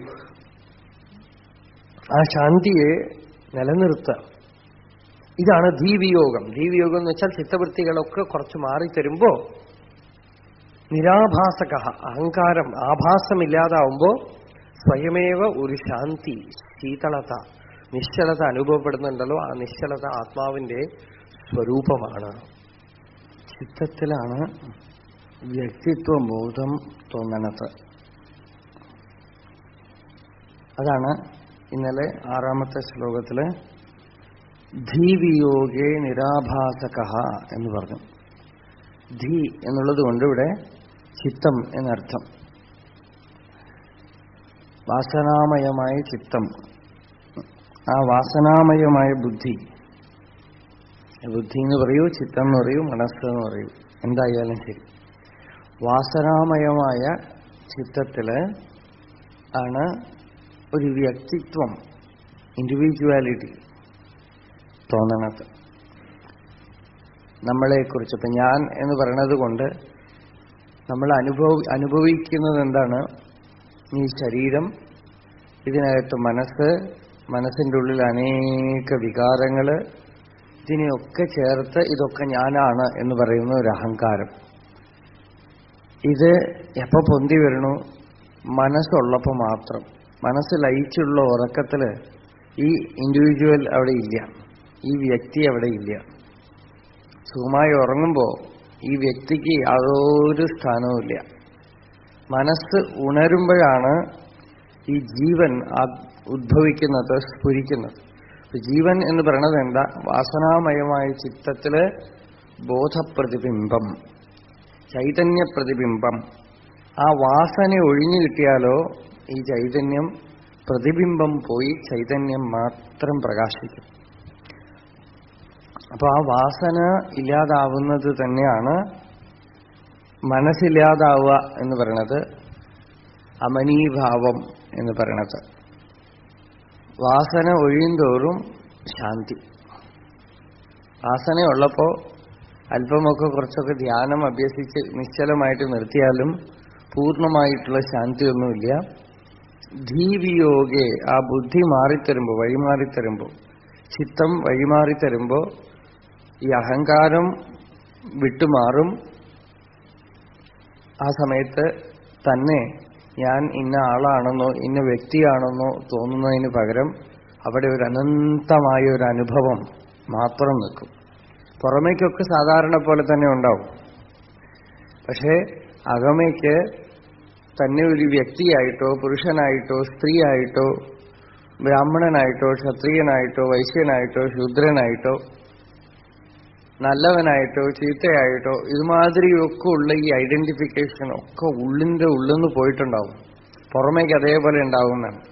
ആന വിഴുങ്ങിയ വ്ളാമ്പഴം പോലെ എന്നൊരു തമിഴിലൊരു ചൊല്ലുണ്ട്.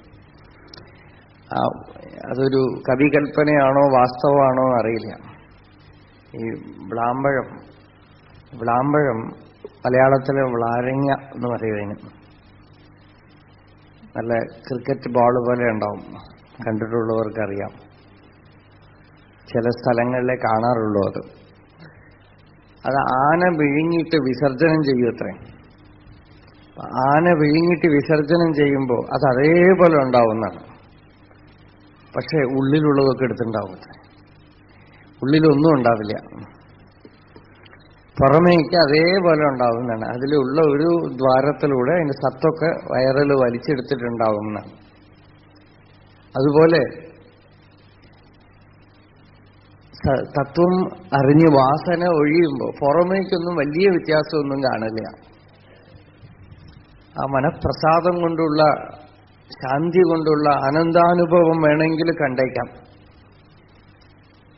അങ്ങനെയല്ല. അതല്ലാതെ പുറമേക്ക് വലിയ വ്യത്യാസമൊന്നും കാണില്ല. ആ മനുഷ്യൻ എങ്ങനെ ഉണ്ടായിരുന്നു അതുപോലെ തന്നെ ഉണ്ടാവും.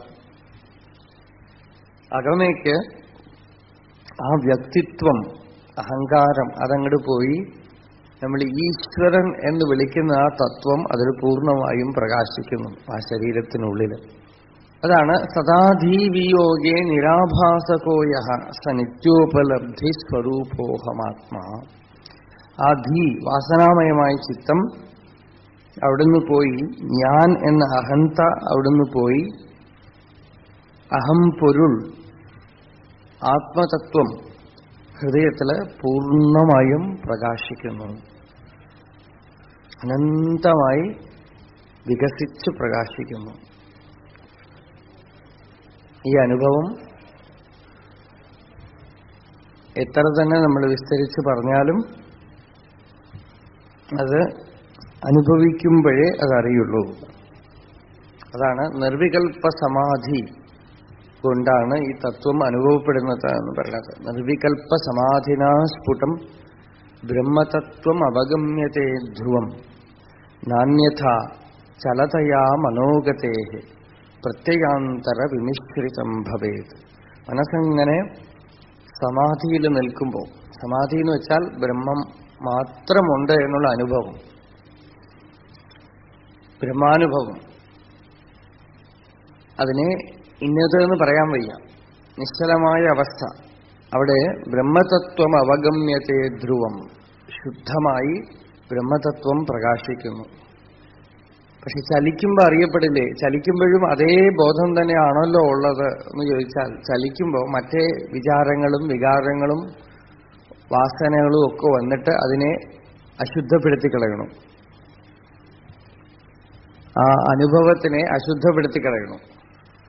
സംഗീതത്തില് നല്ലൊരു പാട്ട് കച്ചേരി നടക്കുമ്പോൾ ഇടയ്ക്ക് ഒരു പാട്ടിനും അടുത്ത പാട്ടിനും ഇടയ്ക്ക് കുറച്ചു നേരം സമയത്തിനൊക്കെ ആ ശ്രുതി കിട്ടും.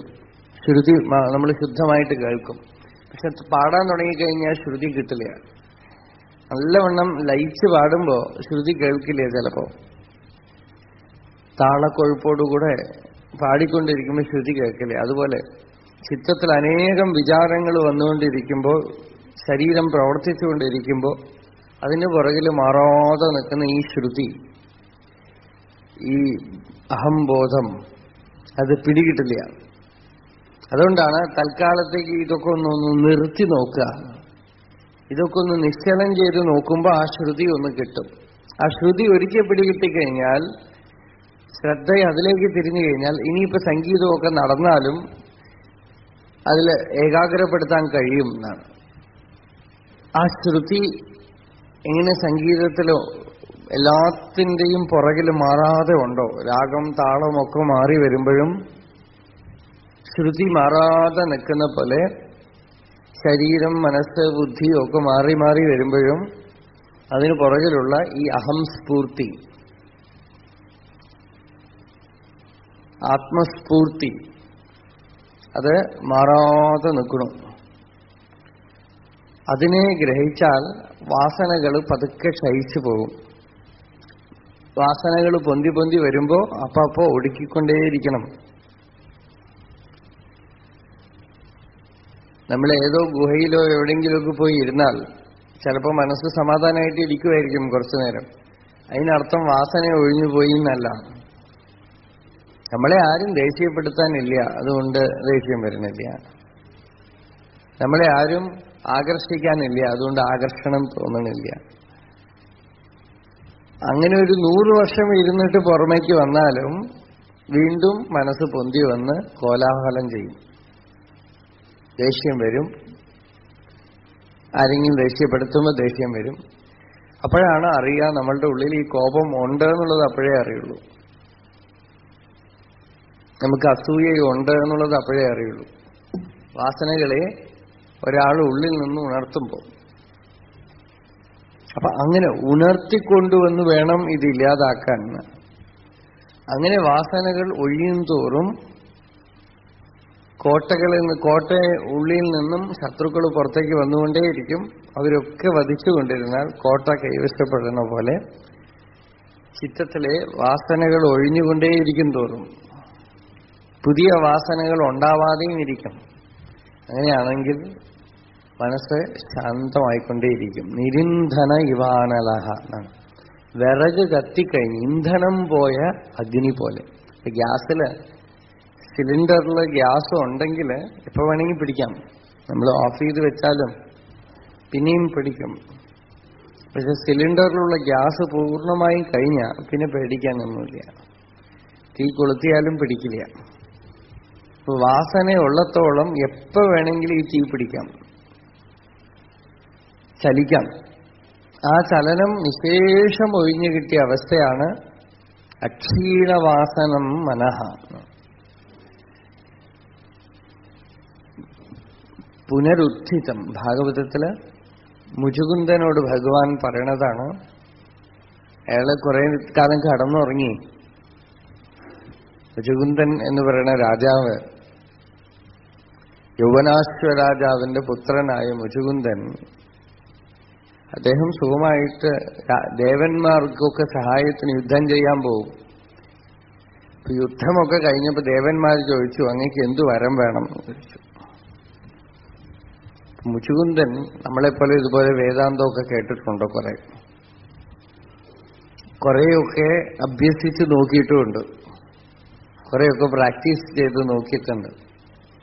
അദ്ദേഹത്തിന് എന്തൊക്കെ ചെയ്തിട്ടും ഈ മനസ്സിനെ പിടിച്ചിട്ട് കിട്ടണില്ല, അഹങ്കാരത്തിനെ അടക്കാൻ പറ്റണില്ല. ഈ പരിശ്രമം അവസാനം അതുവേ ഒരു വേദനയായിട്ട് മാറണം. ഈ സാധനയെ ഒരു വേദനയായിട്ട് മാറണം.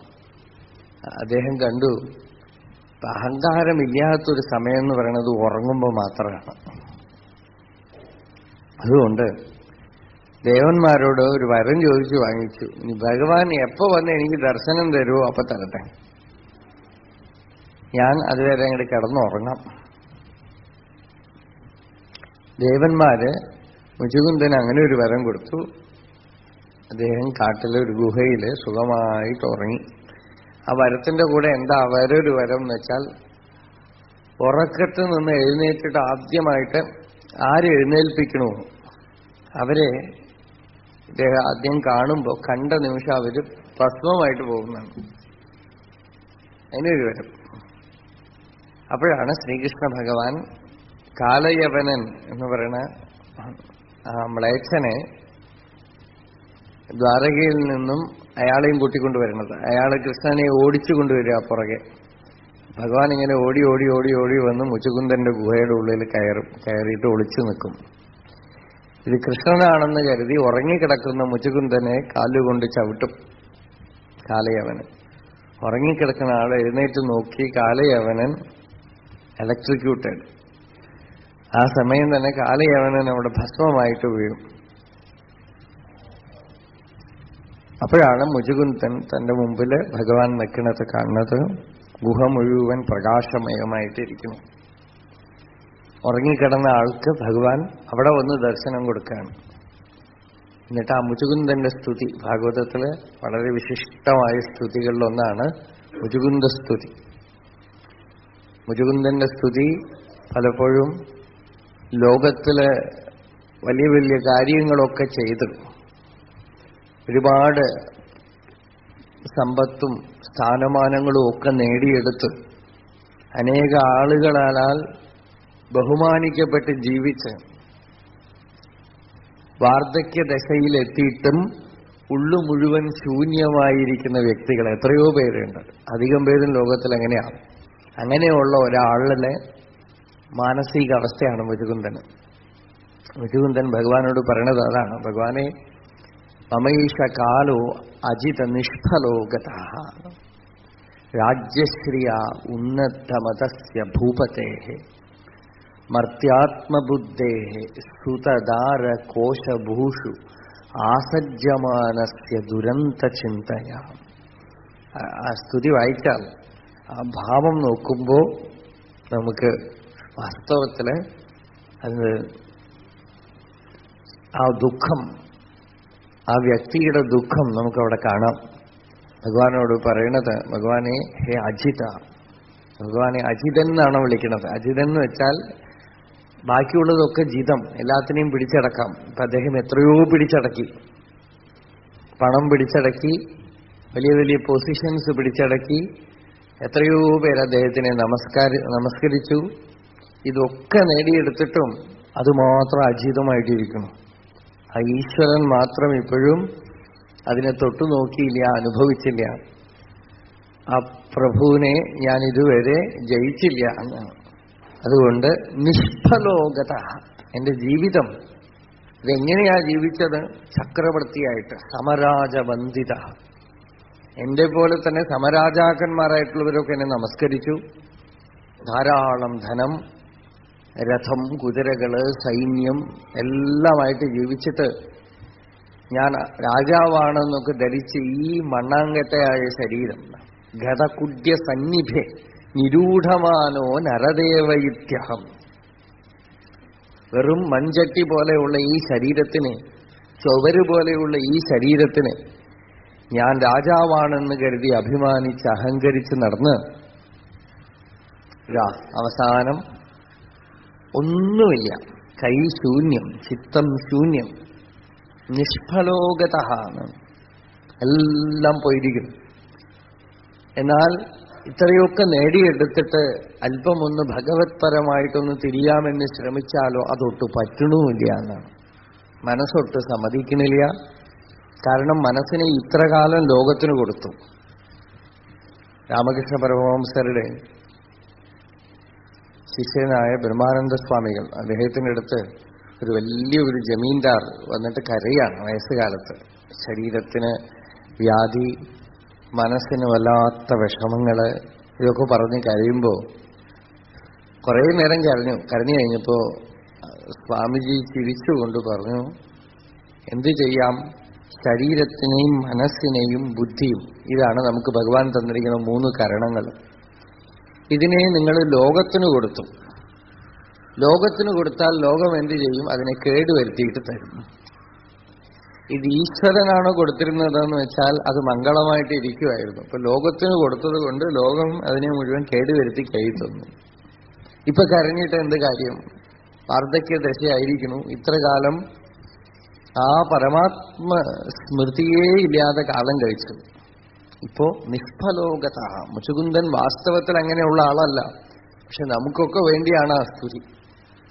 അദ്ദേഹത്തിന് മുമ്പേ ഭക്തി ഇല്ലായിരുന്നുവെങ്കിൽ ഇങ്ങനെയൊരു സ്തുതി പോലും സാധ്യമല്ല. വാസനകൾ കൊണ്ട് അദ്ദേഹത്തിന് പ്രതിബന്ധങ്ങളെ നീക്കി മുന്നോട്ട് പോകാൻ കഴിഞ്ഞില്ല, അത്രയേ ഉള്ളൂ.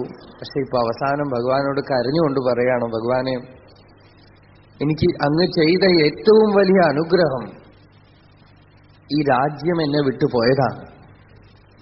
ഈ ബഹുമാനിക്കുന്ന ആളുകൾ, എന്നെ പുകഴ്ത്തിക്കൊണ്ട് എന്റെ പുറകെ നടക്കുന്നവരൊന്നും ഇപ്പൊ ഇല്ലല്ലോ ഈ കാട്ടില്. അത് വലിയ അനുഗ്രഹം. അല്ലെങ്കിൽ അതൊക്കെ തന്നെ വാസനകളെ ഉണ്ടാക്കുമായിരുന്നു. ഇപ്പൊ അതൊക്കെ പോയി. ഇതൊക്കെ അങ്ങ് പറിച്ചെടുത്തു എന്റെ കയ്യിൽ നിന്ന്. ഇപ്പൊ എനിക്ക് വരം വേണോന്നാണ് ഭഗവാൻ ചോദിക്കുന്നത് മുചുകുന്ദന്റെ അടുത്ത്. ഭഗവാനെ വേണ്ടേ വേണ്ട, ഒരു വരം വേണോന്ന് ഇനി അങ്ങ് ചോദിക്കരുത് എന്ന്. ആരാണ് വരം? ആത്മബന്ധനം എന്നാണ് മുചുകുന്ദൻ പറയണത്. അങ്ങയുടെ അടുത്ത് വന്നിട്ട് ജ്ഞാനത്തിന് വേണ്ടി ശ്രമിക്കാതെ, ഭഗവാൻ മുമ്പിൽ നിൽക്കുമ്പോൾ പോലും മുചുകുന്ദൻ എന്താ പറയണത് എന്ന് വെച്ചാൽ, കൃഷ്ണ, അങ്ങയുടെ സ്വരൂപം എന്താന്ന് വെച്ചാൽ നിരഞ്ജനം നിർഗുണം അദ്വയം പരം ത്വാം ജ്ഞപ്തിമാത്രം ശരണം പ്രപദ്യേ. മുമ്പിൽ നിൽക്കുമ്പോ പോലും, അതാണ് ആദ്യത്തെ ദിവസം തന്നെ പറഞ്ഞത്, ഭഗവാനെയോ ജ്ഞാനികളെയോ കാണുമ്പോ അവര് ഒരു രൂപമാണെന്നല്ല തോന്നണത്. ഇപ്പൊ കൃഷ്ണൻ മുമ്പിൽ നിൽക്കുമ്പോഴും മുചുകുന്ദന് ഇത് കൃഷ്ണന്റെ രൂപം എന്നുള്ള രീതിയിലല്ല കാണണത്. ഉടനെ മുചുകുന്ദന് ജ്ഞാനപ്രകാശമാണ്. നിരഞ്ജനം നിർഗുണം അദ്വയം പരം. കളങ്കലേശമില്ലാത്തതും സത്വം രജസ് തമസ് എന്നുള്ള ഗുണങ്ങൾക്ക് അതീതമായതും അദ്വയം, രണ്ടില്ല എന്നുള്ള അനുഭവസ്വരൂപവും ഉള്ളില് അറിവ് മാത്രമായിട്ടുള്ള, അവബോധം മാത്രമായിട്ടുള്ള, ജ്ഞപ്തി മാത്രമായിട്ടുള്ള അങ്ങയെ ഞാൻ ശരണം പ്രാപിക്കുന്നു. സർവേപി സുഖിനഃ സന്തു സർവേ സന്തു നിരാമയാഃ സർവേ ഭദ്രാണി പശ്യന്തു മാ കശ്ചിത് ദുഃഖഭാഗ് ഭവേത് യതോ മമാത്മാ ഭവസി ത്വമേവ തതോ ന വാച്യം മമ കിഞ്ചിദസ്തി യഥാ തവേഷ്ടം കുരു മാം തഥൈവ ത്വാം ആത്മനാഥം രമണ.